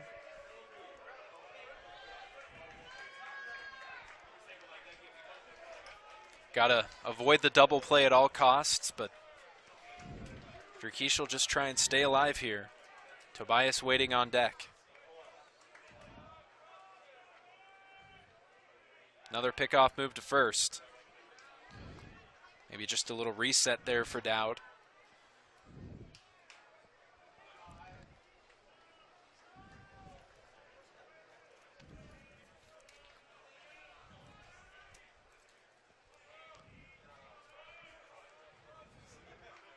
Another pickoff move. Met with some groans by the hometown crowd. Campos stole a base on Dowd the last time he got on base, so 49 not letting that happen again. He gets his lead at first. 0-2 on the way. Chased a high fastball, 94 on the gun, fouls it back. Very aggressive approach from Keeschel. Though back in the second inning, he found himself in an 0-2 count and still was able to hit a solo shot. Looking to do it again right here. Can't be looking to, though. Just got to look to hit the ball hard somewhere. Got a big hole on the right side. Keeschel just fights it off, staying alive up there. He was aiming for it over there on the right side. Potentially let that ball get a little deeper, trying to poke it through. As with Graham holding Campos on at first. As you can see, Dowd up over 50 pitches. Like we mentioned, a converted starter, able to give a little bit of length. Another pickoff throw to first. MLB this year, they instituted a 2 pickoff rule per at bat. Pretty sure Dowd's up to 5 in this go around. Luckily for him, new rules up in the big leagues have not yet applied to the junior circuits. Another 0-2 to Keishel. Hard hit to third. They go to second for 1. Return to first is not in time. So Keishel aboard the fielder's choice. And it's obviously a disappointing result for Keishel, but he really tattooed that ball. Hit really hard down the left field line, but we've seen all day Tommy Troy has been guarding the line down there, and he was placed perfectly for that. Keishel with the heads up awareness to get on his horse and get down to first. So the threat not over, but ASU adds an out without moving a runner over. Tobias 1 for 4. He's punched out 3 times.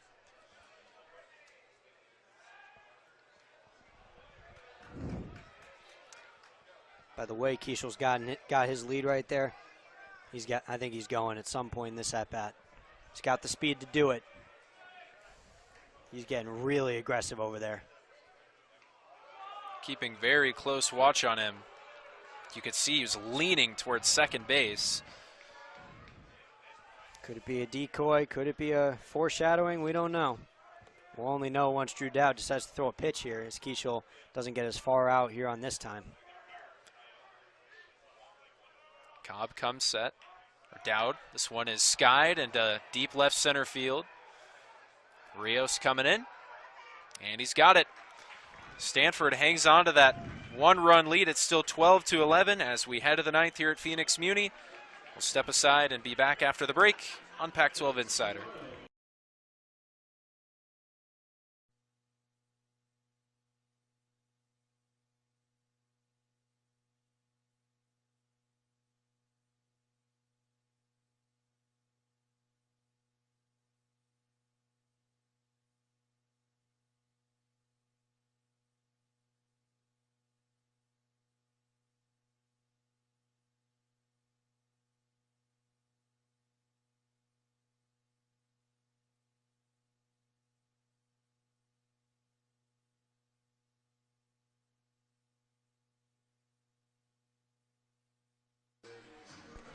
Top 9 at Phoenix Muni. Stanford up 12-11 on Arizona State. And it'll be Nolan Lebemoff, right-handed pitcher out of Fort Wayne, Indiana, on to work the 9th for the Devils. Lebemoff's had a really good stretch for the Devils this season. From February 26th up until April 11th in double-digit appearances, not a single earned run allowed. So he was really working for the Devils early on, but got tagged for one at Arizona, another one at Oregon State. And it came together last week against Oregon when he gave up 3. Looking to keep this deficit where it is for ASU, even with the task already looking awfully tall. And the big, intimidating figure of Ryan Bruno looming in the wings to pitch the bottom of the 9th. Yeah, at the very least, you got to keep the Cardinal off the board here. You got Sapien, Cobb, Park, 8-9-1 due up for Stanford. And like you mentioned, seems almost certain that Ryan Bruno will enter in the 9th as he's warming up out in the visiting bullpen right now.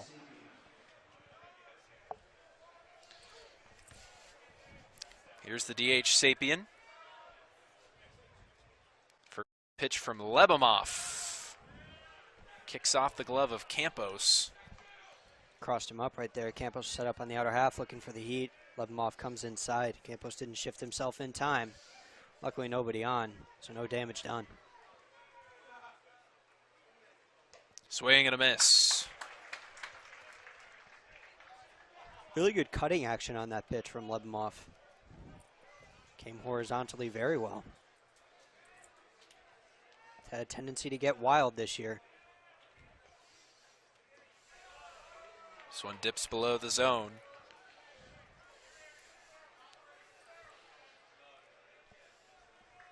2-1.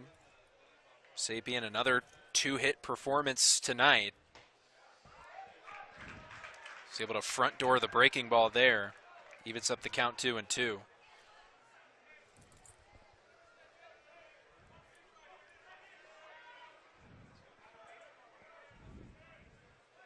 Got him. Punch out for Lebimov and a big out number 1 in the 9th. Very good start to an inning where you can't let anything go. Old Lebimov came right at Jake Sapien. He sits him down. Got to keep that same mentality now with Owen Cobb here. Cobb 1 for 4.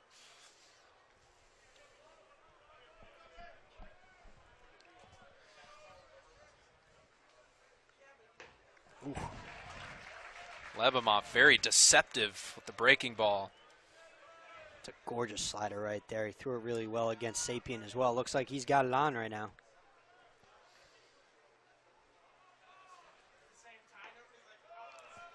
This one breaks off the plate. If you're Stanford, want all the insurance you can get, even with Ryan Bruno waiting in the wings.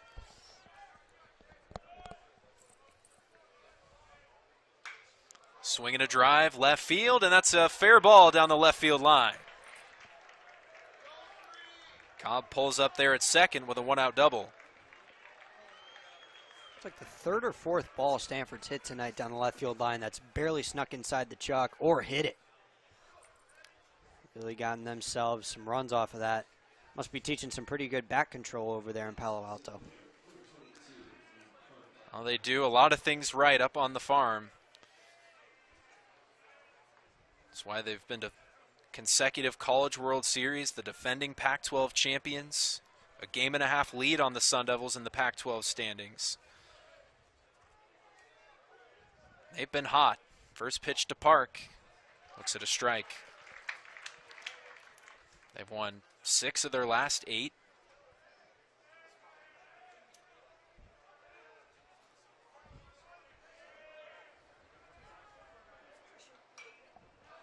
Fouled back to the netting. Lebimov ahead 0-2. Very rarely do you see Eddie Park go down 0-2. Such a great contact hitter at the top of the order for Stanford, leading the team in hits and doubles. Gonna look to stay in this one. Lebimov checking on the runner, comes home, and that's a called 3rd strike. Second punch out of the inning for Lebimov, and that's 2 down.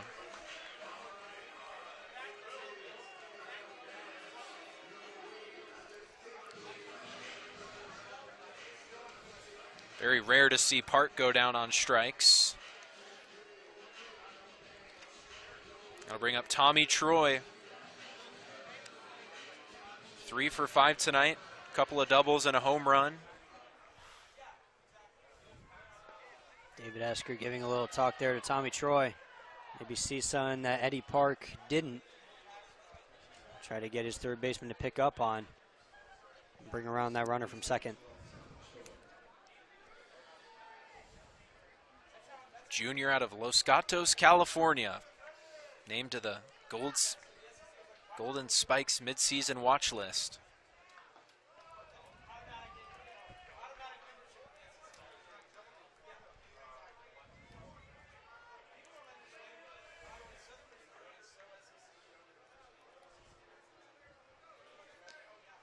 Cobb gets his lead at second. Troy sends it in the air, shallow right field. Coming on it is McLean, and he makes the catch in fair territory for the final out.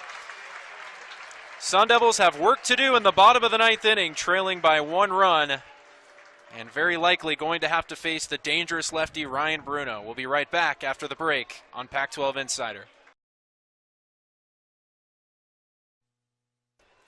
Enter Ryan Bruno for the bottom of the 9th inning. 7th-ranked Stanford with a 12-11 lead on 20th-ranked Arizona State. We've said it a couple times now, but Willie Bloomquist was so adamant last night after Ryan Bruno came out to close it. His main goal for the rest of the series was keep him out of the game. Well, here he is. He's bringing in his 40 strikeouts in 23 innings, and he will ride that triple-digit fastball. It's the first one the Sun Devils have really seen all year out of that 3/4 arm slot. A really power slider. He's only allowed 4 extra base hits in 82 at-bats this season, a 170 opponent batting average. Ryan Bruno has slammed the door shut for Stanford 5 times this year with his 5 saves.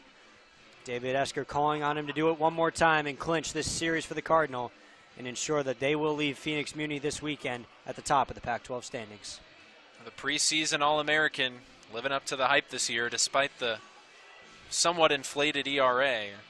Like you said, the peripherals just tell you what kind of an arm he is, and Willie Bloomquist said it last night. It's a big league arm. Absolutely, and a guy with his kind of projectability has already gotten notice. He was the number 69 MLB draft prospect by D1 Baseball preseason. So it'll be Contradas, Crenshaw, Jackson, 6, 7, 8, to try and muster up something against the hard-throwing lefty. So Contradas, 1 for 3 on the night, singled and scored back in the second. And he, by getting caught up in a rundown, was able to allow Ryan Campos to come in to score back in the 6th inning. And it could prove vital if the Devils come around and find a way to tie this game. It's really mature base running by the freshman back then. First pitch from Bruno. 95, a little bit outside. If I'm Willie Bloomquist, I would consider putting the take sign on until you have a strike in your count. Yes, it puts you at a disadvantage, but with a guy with this kind of velocity, you kind of almost have to hope he's going to come out a little wild if you're going to have a chance. 95 caught the top of the zone, said Jason Vanzen. Really nice frame job there by Malcolm Moore to bring it down.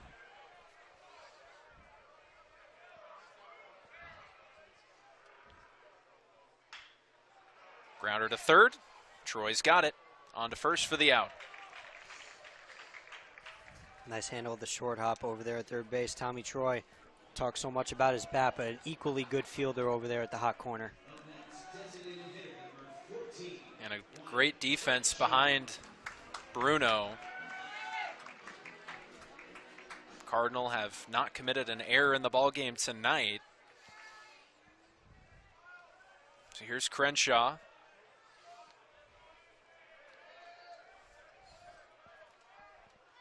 Hitless in the series.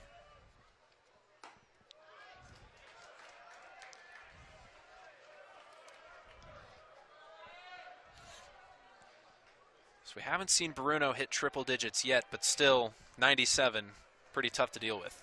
It's in there.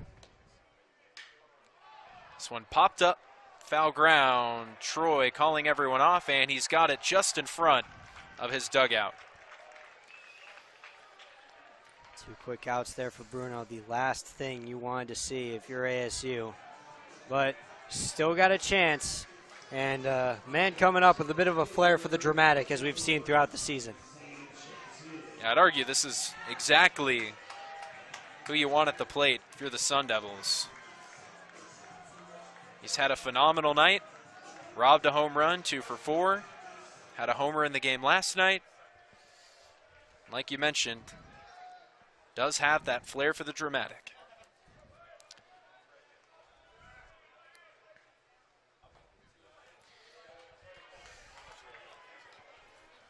Jackson was one of the batters who did have to face Bruno last night. Second look can really only benefit you. Swinging a high fly ball, shallow left field. And making the catch is Cobb. That'll end the ball game. The Stanford Cardinal get their 30th win of the season. They take the first 2 games against Arizona State and have secured their spot at the top of the Pac-12, at least for the weekend. And what a game it was for Stanford, really showing the gut and grit of a championship-level team, going down 7-2 so quickly, rallying with that 7-run fourth, and still even ASU didn't go away as it bogged down into a pitcher's duel late in that game. Found a way to scratch across the run, get it to their guy Bruno to slam the door for the 2nd straight night. So we're going to take a quick break here on Pac-12 Insider, and we'll be right back to wrap it up.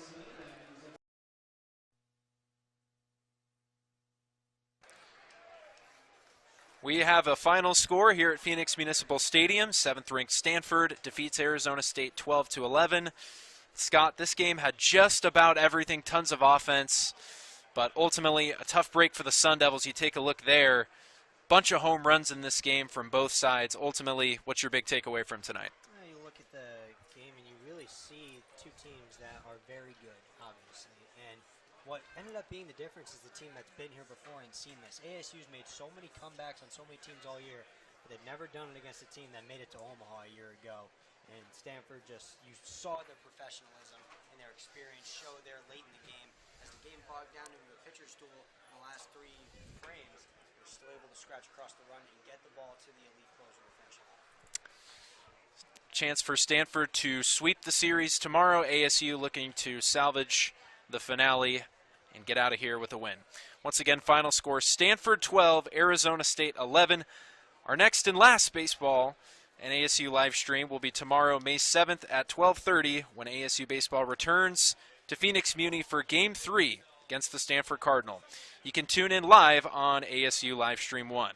For the Stream Team production crew and staff, and for Scott Sandoli and Olivia Eisenhower, I'm Hayden Weber, signing off from Tempe.